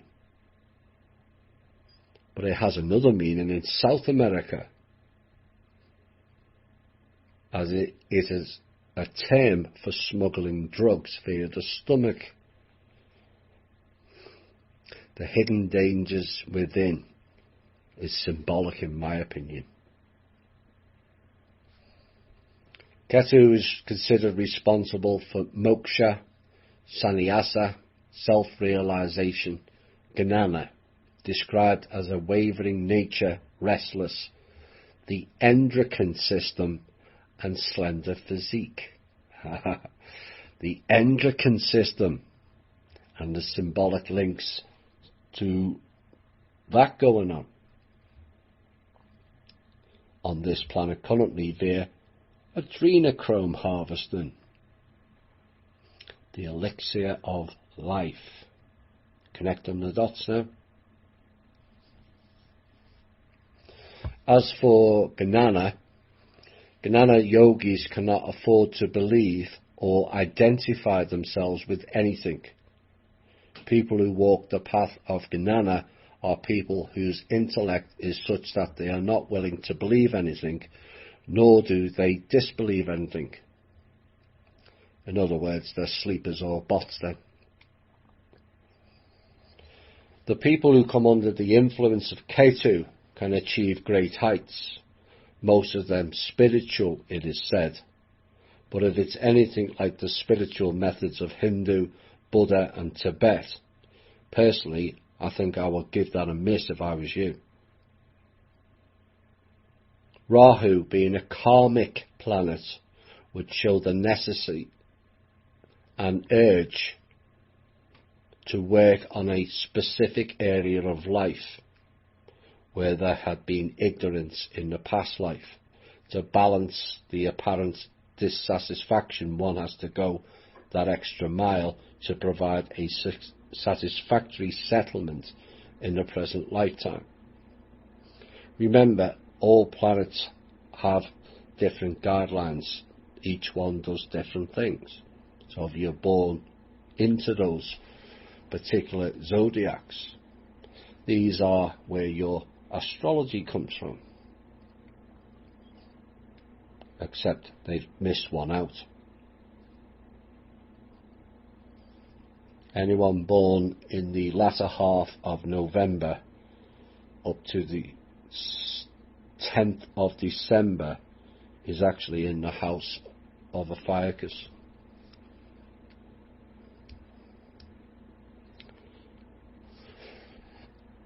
The ruler of Ketu, according to the most popular astrology text, Ketu is related to Matsya, exaltation and debilitation. And this has been a debatable point in astrology, as Ketu is exalted in the sign of Scorpio and debilitated in Taurus. However, many astrologers have disputed this, and most modern astrologers now seem to agree that Ketu is exalted in Sagittarius, which is the sign before Ophiuchus, and debilitated in Gemini, the twins, Rahu and Ketu. So both Rahu and Ketu are in the sign of Scorpio, as referenced earlier. This stands to logic, as Ketu is the torso and the prominent part of Sagittarius is a big horse, torso attached to a male upper body. Now the negative significations, while Ketu is considered malefic and has been mostly associated with negative things, most people consider it a difficult planet, as it brings a lot of troubles on the material plane. It often brings a sense of detachment, losses, mindlessness, wandering and confusion in one's life. Welcome to Earth, Ketu. Its positive significations, there's a much deeper side to Ketu, as it's been called the most spiritual of all planets, considered to be the planet of enlightenment and liberation, as the one who has lost his head, worldly senses, being a personification of renunciation, torso without a head who needs nothing. Ketu, the ascetic that wants to go beyond the mundane life and achieve the final liberation. Well, you're not going to achieve that by dancing and cavorting with the dark. Dark is to be observed, not absorbed. By observing, you learn the lesson of how not to be or act. Dancing in and with the dark is not recommended on the path to spirituality. And perhaps the people who are doing Hindu and Buddhism, Jainism, never mind the more Western cults, need to take note. Now, in one of my earlier shows, I mentioned the torus pattern over Earth, and shaped like an egg timer. And at the centre in any system like that is called the void, the singularity. You are neither up or down the vortex. It's how black and white holes exist. Yes, there's a white hole below the black. Now, the void to many has many dark connotations, a place of total darkness. But dark energy is only energy that hasn't been manifested into a form or matter yet. It's the blank slate, a place of choice. It is a place of nothing for those with no imagination. But those with imagination can create from the blank slate. We spoke about the east and west gates, which has also been mentioned by Yellow Rose, Texas. Positioned in the centre of those two cones of the vortex, as the place where all the choices and actions are made. East for progression, west for stagnated beings and a chance to do it again with better results and outcomes for the next cycle.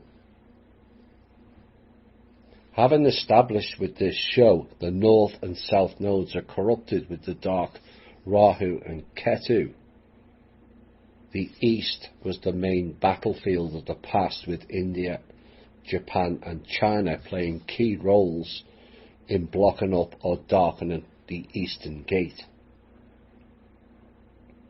Don't blame the countries, blame the system.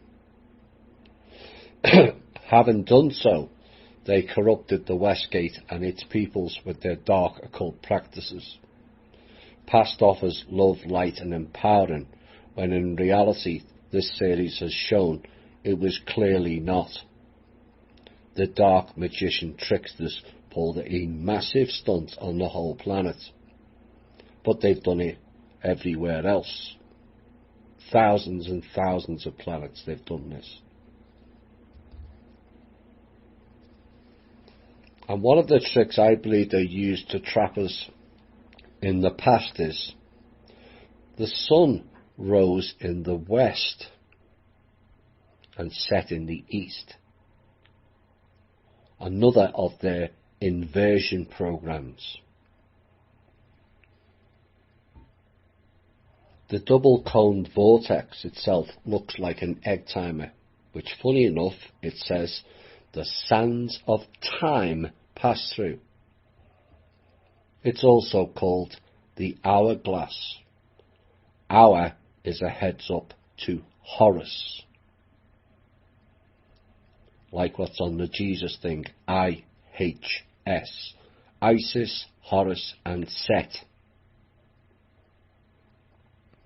If you are descending down the vortex through the singularity and to the lower vortex, east would be on the left,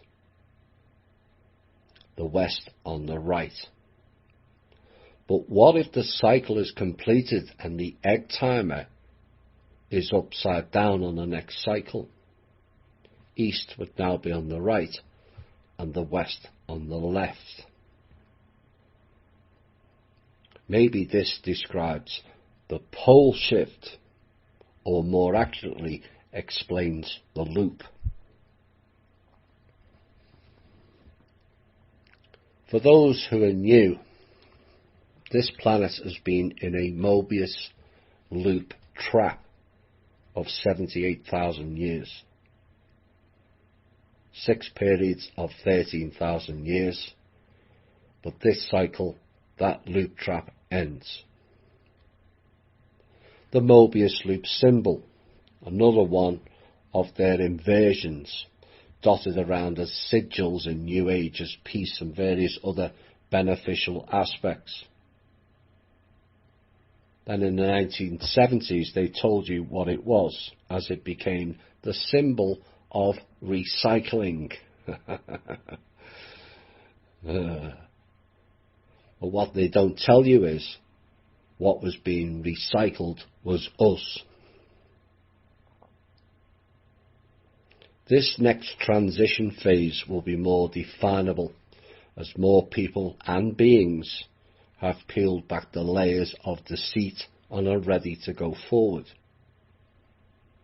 Those that have the light go east, the same as the sun now rises in the east and goes dark in the west. Choose your light and create, or have none and set with the sun. Essentially, those of you who go west as the sun goes dark and subsequently sets, set being the operative word, those are going with the entity known as Set, the left-hand path. The setting sun resets your timeline, or you define your own. I hope you all understand the meaning behind that. The set ting sun resets your timeline, or you define your own.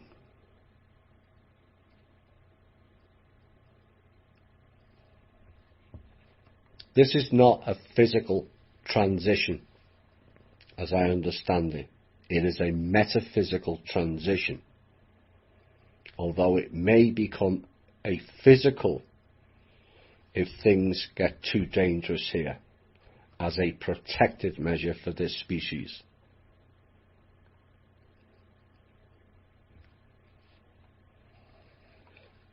Have you noticed right through this show and in previous episodes the amount of words that start off with the letter K? The dark occultists changed the words and spellings to represent the letter K. Magic, spelt with a C, is switched to a K. Mystic, the same. Witches connected to the moon goddess aspect are very prevalent in this practice. It is both indicative and a symbol of worshipping the Dark Mother and also the serpent race. So let's look at some of the names just in this show. Cohen became Khan. Kali Ma, the Dark Mother, another moon goddess.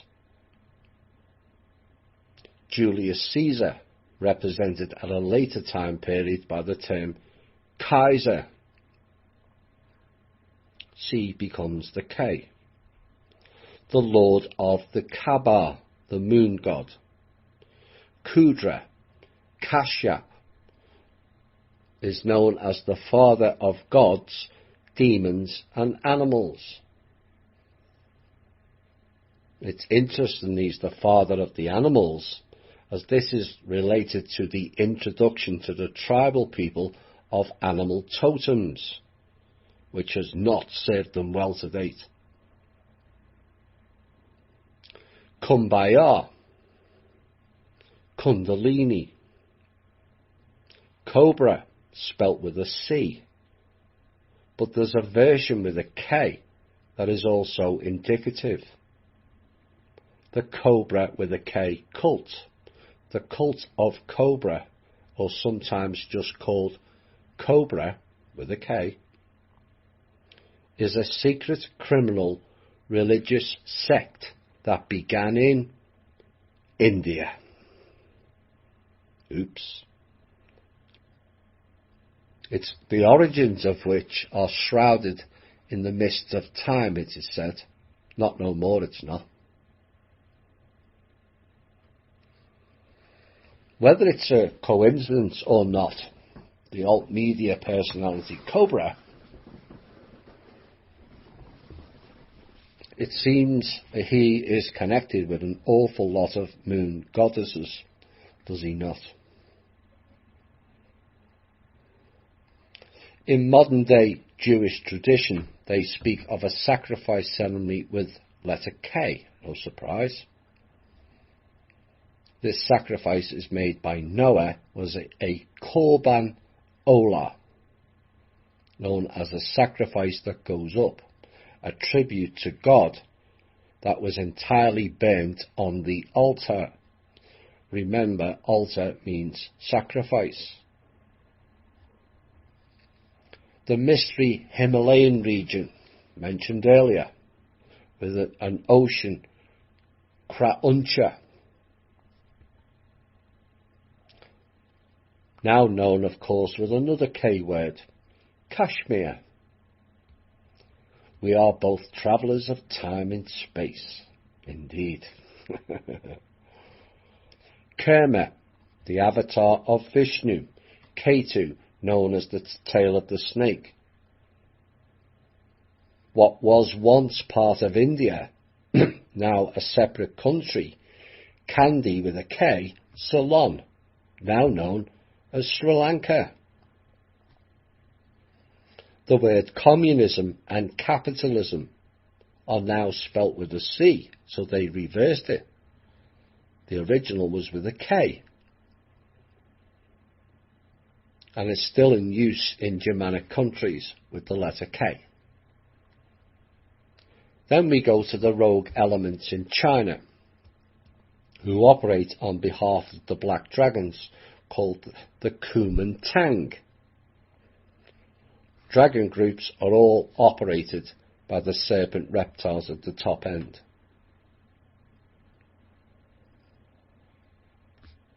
Another group who emerged out of communism, created by the Zionists, not Russian or Chinese, under the banner of Social Democratics, which is in Germany, and also Sri Lanka, found its way over to America in 1865, called the KKK, Ku Klux Klan. Antifa shares the same logo as the German Nazi political name, party name.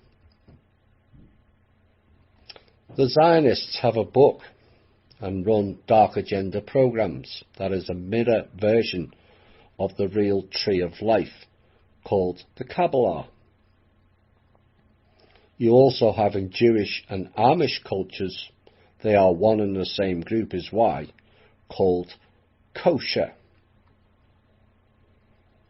Is it a coincidence when the sub-grey race were thrown out of the Garden of Eden to Egypt that two countries on that path now have K names, Kazakhstan and Kyrgyzstan? India alone has 31 towns or cities beginning with the letter K.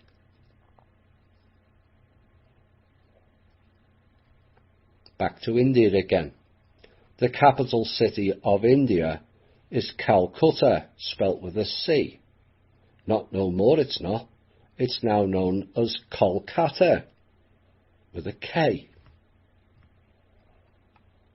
Then we go back to From Russia with Love 1, and the Star Wars fight between the light and dark forces involving the Urs and others against the dark forces known as the Koshis. Koshi became kosher, in my opinion.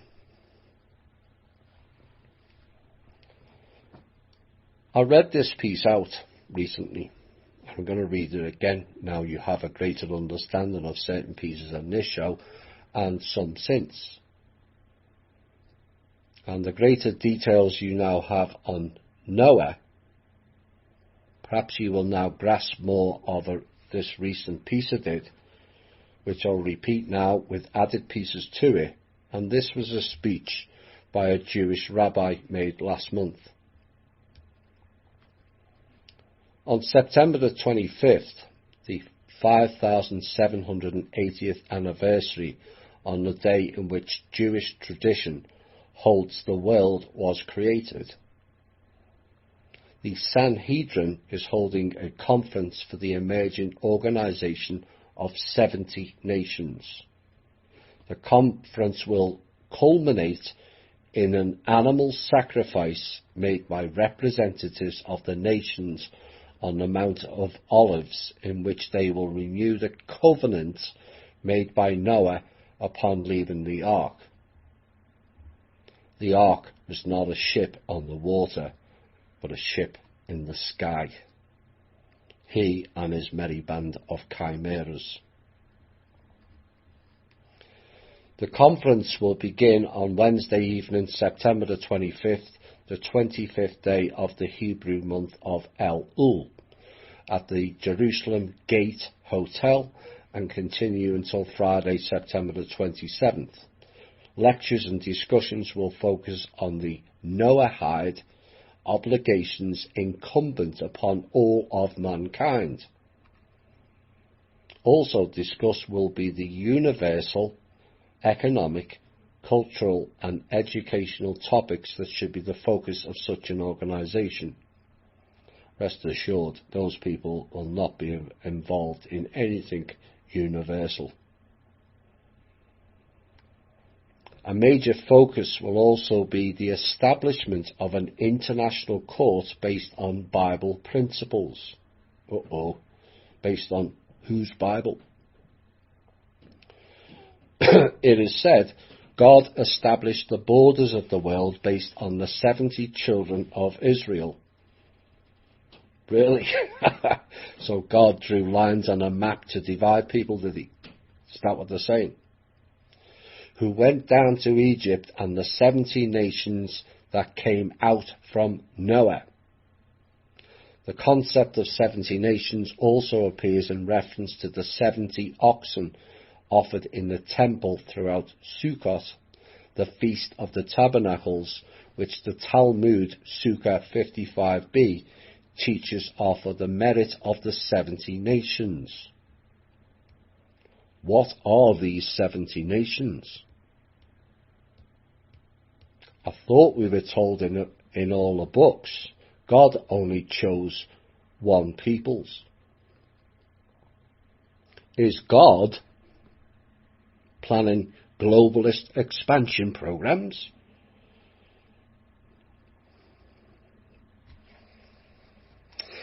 The first day of the conference will end with a joint prayer by all participants. Rabbi Hollander, the Sanhedrin's foreign minister, has been tasked with composing the unique prayer for the special occasion. He said, religion is a difficult word. An individual, quote, does not need a religion to relate to God. Good start, that. And take note of that statement, because I'm certain with the recent theme of contradictions will unfold shortly. He went on, Adam did not need religion to speak to God. Correct. Nobody does. Source, anyway. Because Adam was created by the gods is why. Adamu, which means slave, was a genetic creation of the serpent people. Religion, he said, is an activity that a community does together. Unless, of course, someone has a different religion, then it's let's fight over whose God is better. Fantastic community building, that. Not. Nations were established with Noah, he said. I thought they were established by God. Funny that, isn't it? Does that mean now Noah is God?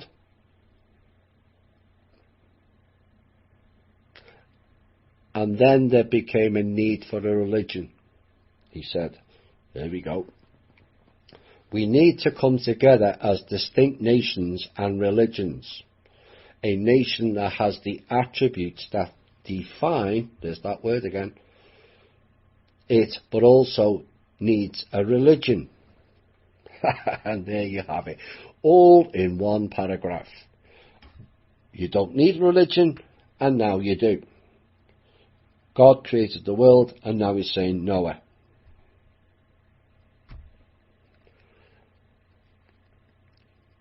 Then Rabbi Hollander said, suggesting that the United Nations lacked this attribute. An organization of nations necessarily needs to be religious. 70 nations under God, but not any specific common religion. What is he suggesting here? A reduction of nations under the banner of the UN? Well, now the UN is being exposed and is collapsing. In comes an even darker replacement, of which all countries must be approved by Israel, or God, or Noah. And here's the kicker. The ceremony will renew the covenant made between mankind and God at the time. Which God are you referring to, though? We never made any covenant. Dark forces did that, and like Solomon, bound us into it. Covenant, like the word testament, means to bind. Why would God bind us? Bind us like the sacrificial offerings before being put in the fire. Is that what he's actually saying?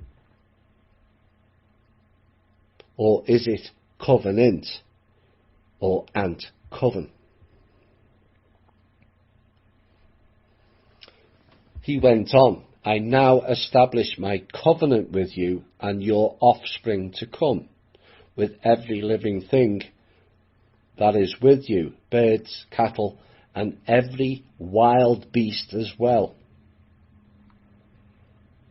Interesting term is when you consider in the Talmud, non-Jewish people are declared beasts.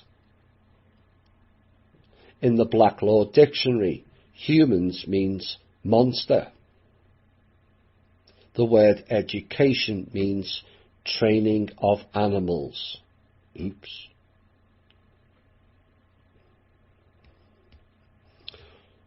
All that have come out of the ark, he said, every living thing on earth, I will maintain my covenant with you. Never again shall all the flesh be cut off by the waters of a flood.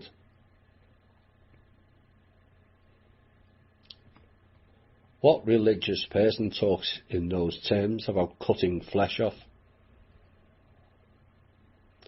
I guess they just saved the cutting the flesh off for the sacrifices, as before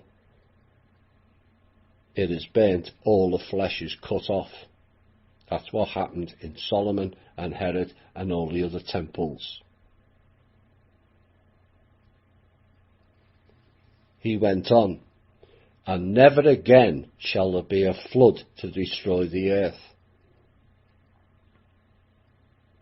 Well, given it was the so-called gods who delivered the flood, essentially what they're saying here is, as long as you stay bound to their undeterminable God and his covenant, we won't drown you again.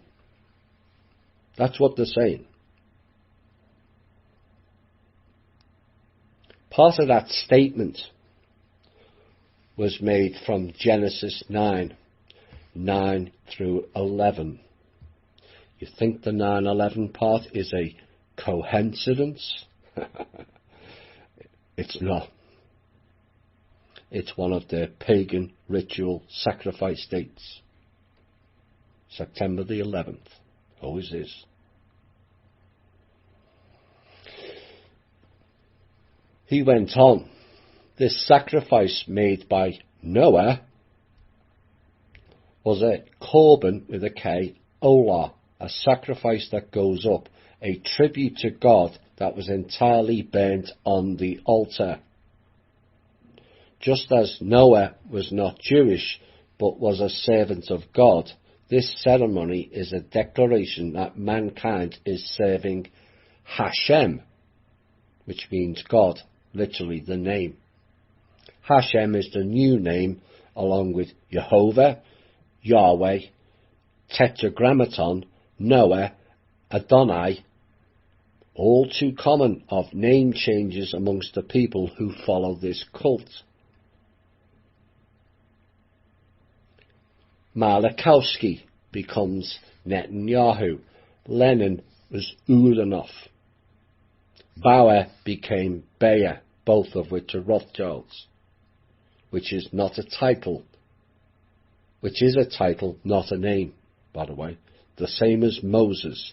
Moses is a title, not a name. That's why you had so many different Tut Moses. Same thing. The Rabbi Weiss explained, the altar must be built and the sacrifice made by someone from the nations who keeps the 7 Noahide laws. Didn't say Israel would do it. There's a reason for that. It'll come up later. He said, it is still unclear, he said. This is a religious act, but not for any specific religion. But why do we need an altar? Which means sacrifice. Surely we have developed sufficiently to see through that illusion that we must kill animals or people as sacrifice to the gods. He then went on with this gem of contradictions. Feels like a cosmic voice show to me. He says, this is a meta-religion, not a global religion, which is inherent in every person and expressed in his own way. The world needs to return to religion. Rejecting religion, rejecting God, is a sickness that is afflicting the world. Oh dear. So having said we don't need a religion, now he says we do, using the term meta, which means about, after, beyond and amongst, like metadata. Now you're connecting the dots. Which means data about data. So meta-religion means religion about religion. Does that make any sense?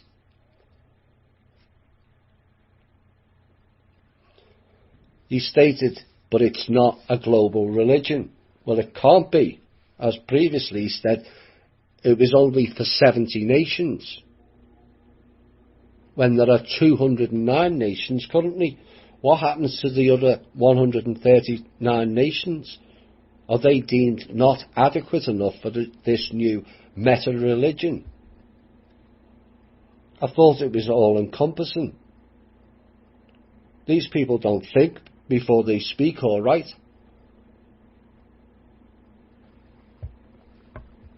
Flip-flops worse than Drake. These ceremonies are stated as sacrifices to atone their own sins, says Rabbi Weiss. These ceremonies are stated as sacrifice to atone their own sins. I hope that sinks in. But why is a poor animal or child, in some cases, as covered in From Russia with Love series earlier, responsible for Hebrew Jewish cult crimes or sins? Does anyone sit down and think and ask, why are others made to end their lives because of the misdemeanors of somebody else? The same applies to the whole Jesus narrative. He died for our sins, they say. But why did Jesus get sacrificed when he didn't commit the crimes or sins? Does this make any sense whatsoever? You know, I wonder what would happen if THI created a religion and all members declared their sins and offered up the whole of the Rothschilds family as a sacrifice. Sounds fair to me. Whether people would think that was acceptable, probably most would say no.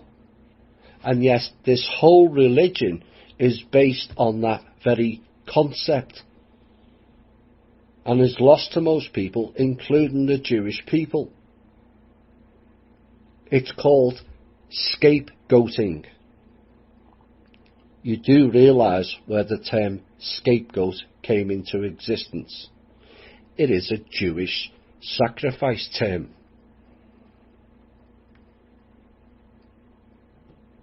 The ceremony is called Korban Olah. Korban means to draw close. Olah means Holocaust. Holocaust means religious sacrifice by fire. So Korban Olah means to draw close the Holocaust.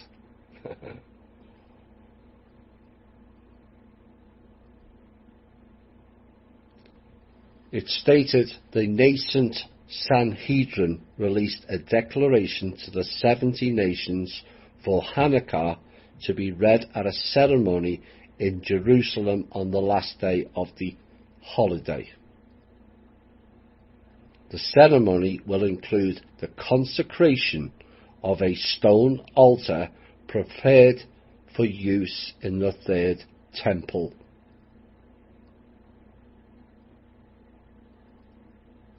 The declaration is intended as an invitation to the nations to participate in the temple and to receive its blessings. Oh dear, blessings. Sacrificing animals and children is now declared a blessing for source sakes. Every temple around the world is a sacrifice centre for these dark magician psychopaths, whether these people are aware of it or not. And they need to learn, and learn fast. Hi all, and welcome back to the final part of 8A from Russia with Love. 8. And we have a lot more to come. This is what occurred when previous temples were built under the much revered King Solomon. Solomon sold humanity out for 3,000 years, I might add.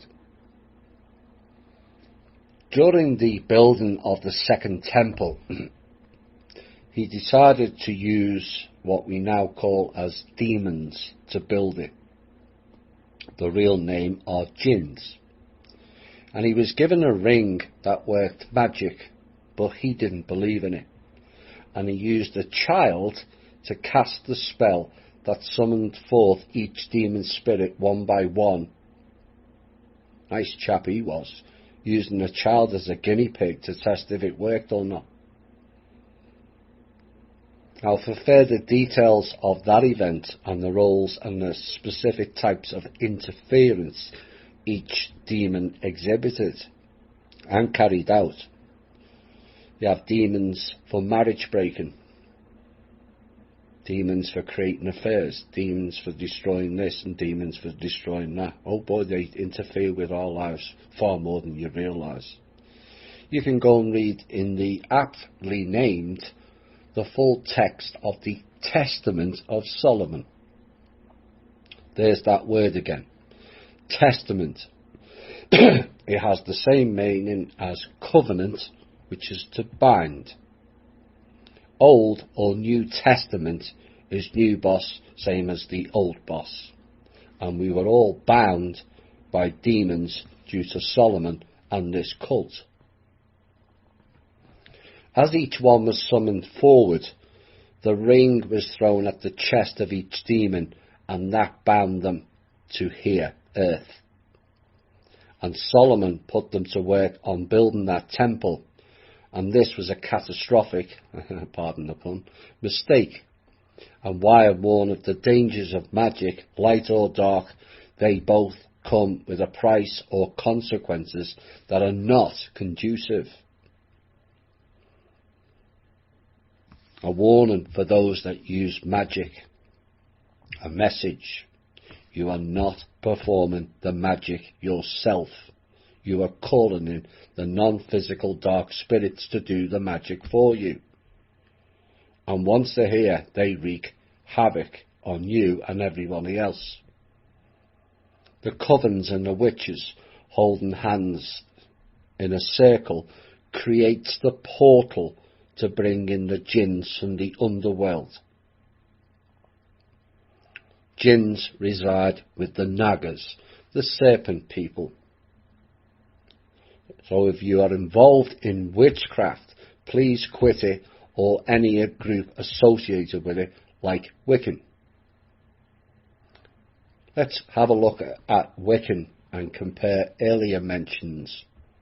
Pagan-based, has goddesses, rituals on a full moon, worship the horned god, which is the Baphomet, another chimera, half man, half goat. Here is a list of gods and goddesses a Wiccan worships. The Germanic Eostra, which is Ostara, and the real reason for the celebration known as Easter. The Catholic Church changed the name in the 8th century and then wrapped the whole Jesus story into it. The next one, the Hindu goddess worshipped by the Wiccan, Kali, oh dear, the Dark Mother again, the Kali Ma. The Catholic Virgin Mary, which is another fake story. Immaculate Conceptions, dearly me. As each manifestations of one supreme goddess, and likewise the Celtic Cernunnos, another chimera, half man, half deer or elk. The ancient Greek Dionysus, the goddess of wine. Wine is a spirit, like vodka and gin. Gin being the operative word, it calls in the spirit demons. And the clincher and the dot connector of the Wiccan, the Judeo-Christian Yahweh, as aspects of a single archetypal God. And if it wasn't enough about Wiccans to show their path of darkness, they also partake in one of the 5 hooks, sex, tantric again, by performing sex rituals. Other traditions wear robes with cords tied around the waist, a bit like the red or black robed priests in the Vatican. Sometimes they'll wear normal clothes. And in certain traditions, ritualized sex magic is performed in the form of the Great Rite, R-I-T-E, whereby a high priest and high priestess, there's those Cohens again, invoke the god and goddesses to possess them. I told you, they're calling in the spirits. Before performing sexual intercourse to raise magical energy for use in spell work, incantations. There's a group in the alt media known as Mystic with a K Mountain. Is not without similarities here, it seems. Dark-based witchcraft, as a patchwork quilt running through the echo chamber, is multifaceted and broad, yet simplistic once the main basic pattern is identified. Oops. Your words, not mine. In nearly all cases, it is instead performed this rite in token, where thereby merely symbolic. Yeah, right. We know different.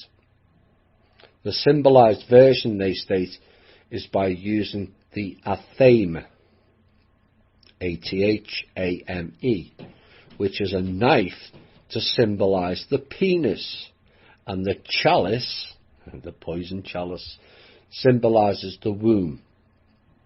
Just like Washington, D.C., with the monument symbolizing the Osiris penis next to the Oval Office, which is the womb.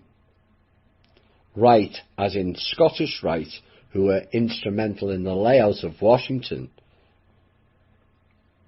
You connecting the dots now? A rite has 3 main meanings. Rites of passage, generally changing an individual's social status. Communal rites, whether of worship, whereby a community comes together to worship, such as a Jewish synagogue or mass, both of which are indicative. And the final clincher, rites of personal devotion, whereby an individual worships, including prayer and pilgrimages, such as the Muslim Hajj, which is the Mecca ceremony. Oops. Now, many of you have heard of the Ring of Solomon, that still exists and is worn by the Rothschilds at this time. No surprise there, is there? Quite frankly, I'm getting sick of speaking or hearing that name, and it's time it was banished, in my opinion.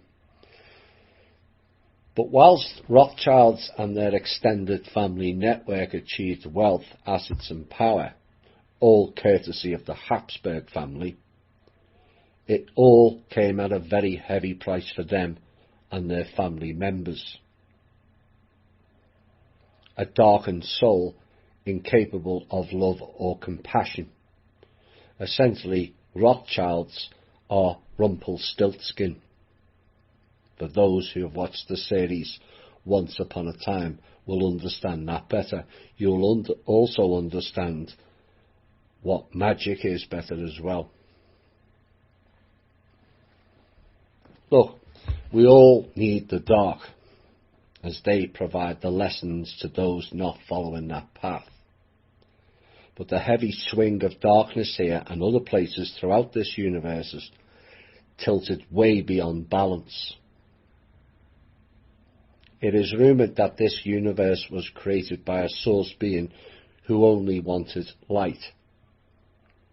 If that is correct, that experiment has failed badly. The dark came in with what is known as the fractal virus and begun to corrupt everything. Other entities then took advantage, both humanoid and non-human looking, and the whole universe tilted badly to the dark in the region of 83%. This is why I speak of the 45-55 balance. A 5% correction either way can be easily fixed.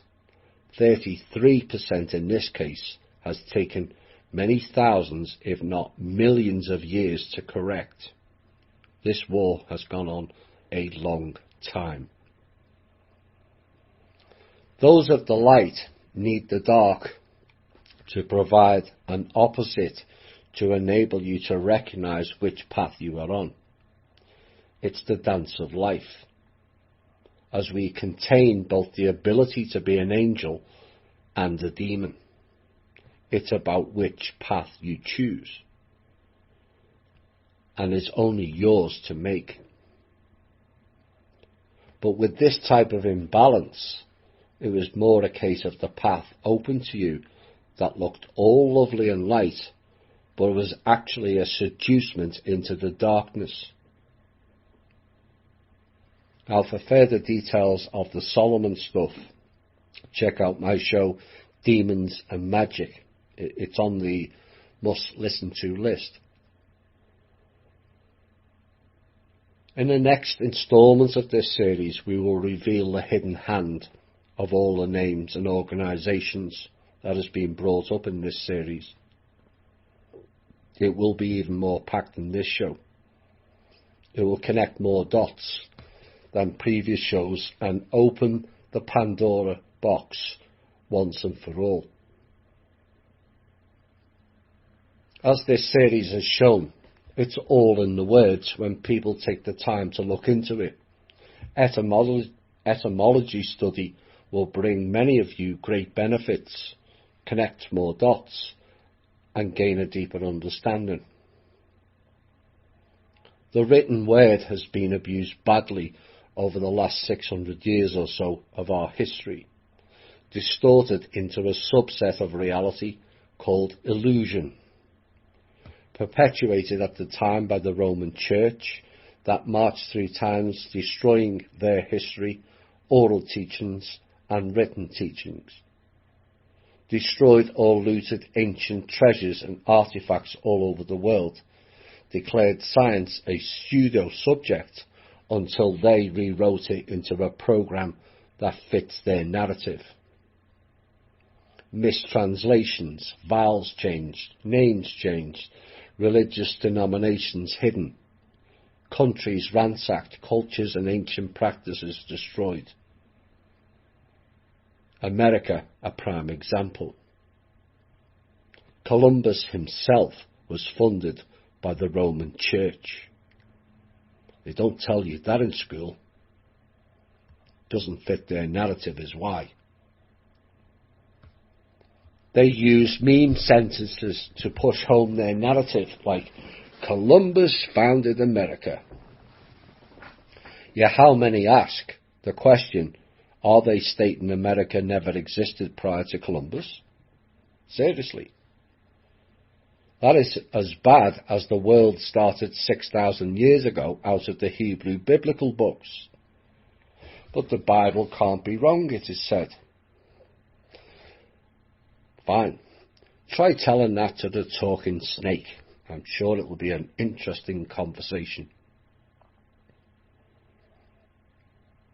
Look, I'm not here to trash all portions of religion, be it Hinduism, Buddhism, Jainism or New Age.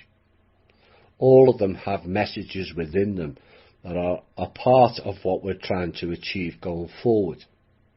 Messages of peace, harmony, love your fellow man, love nature and the planet, compassion, empathy, thou shalt not steal, murder or harm.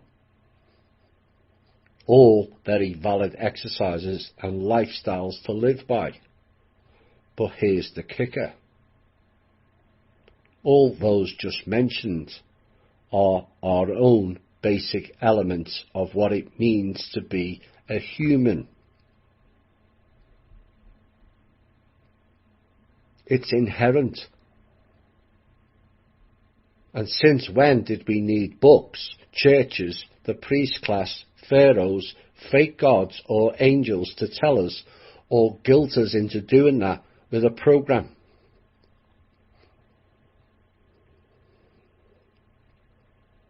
We didn't. And that is the hook. The program that they've employed to harvest our energy and take us away from what is human.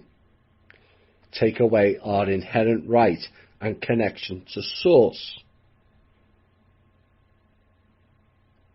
Take away from us as beings of light and used as batteries to enhance the dark forces.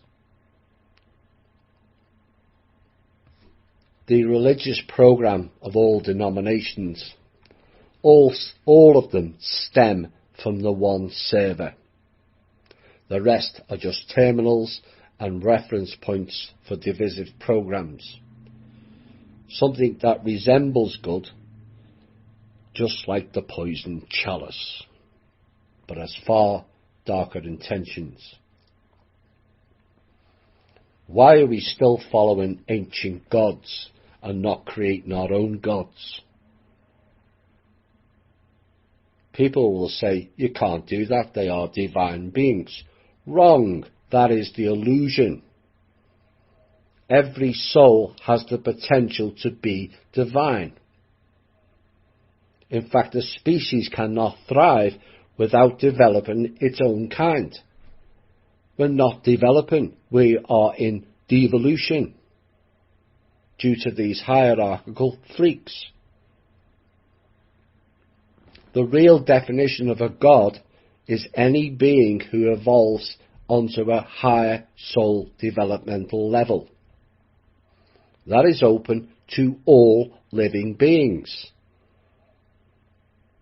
Not these select few fake sky gods who clearly never developed anywhere near higher soul level.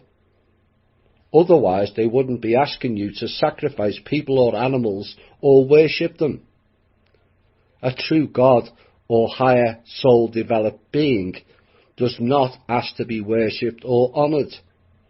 They elevate those who haven't reached that status yet. Big difference.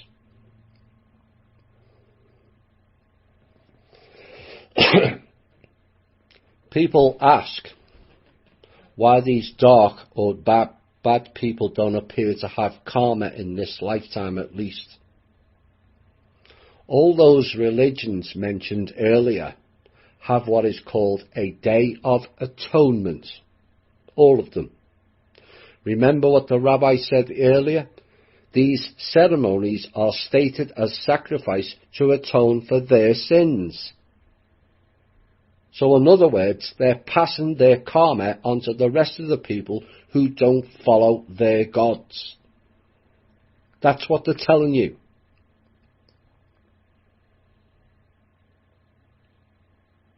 Now do you understand the power of words, ceremonies, and the appeal of sacrifices these people do?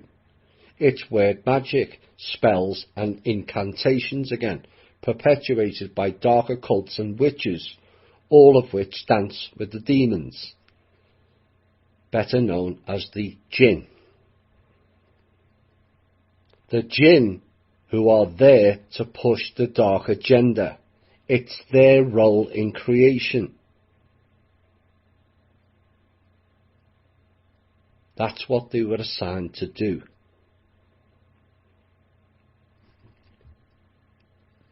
It is the trap and also the balance in nature. But all of these religious programs have tipped the balance of nature on this planet and sent many spiralling into the left-hand path of the dark. And all have a responsibility to correct that. That is what these shows are about. Having knowledge is one thing, acting upon it is another. The question remains is, with over 2/3 of the planet wrapped into a religion or form of religion, a figure which was higher in the last 600 years, why has this planet, with all its good religious intentions, as they say, has this planet always been in a mess, turmoil, divisive, nasty and warlike? Question 2. Why is a high percentage of those deemed atheist have a lower violence or divisive streak? Question 3. Why are children brought up in a non-religious way more altruistic?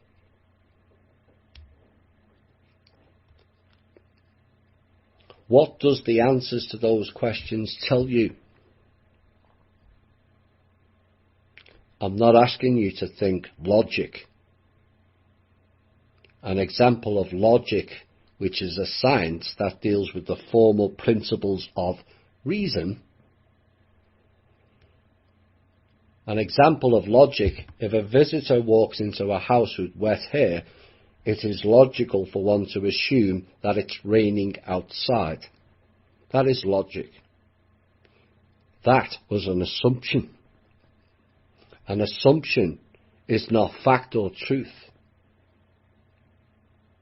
And like most of our knowledge, language, logic or reasoning, it's heavily flawed. Because their system of lies relies on us believing the assumption, not the fact or the truth. So I'm asking you to think realistic. What is real and what is the illusion? Like the mirror, which is a likeness of an image, not the image, a likeness of the image. The real image is viewed in the third person, which is you.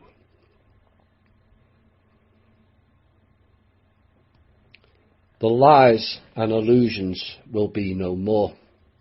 The curtain of darkness and deception will be pulled back, and the light will shine through on an unprecedented level. Nowhere to run, nowhere to hide after this episode. I'll see you all again on Tuesday. This has been the Truth, Honour and Integrity Show from Russia with Love, Part 8A. Bye for now.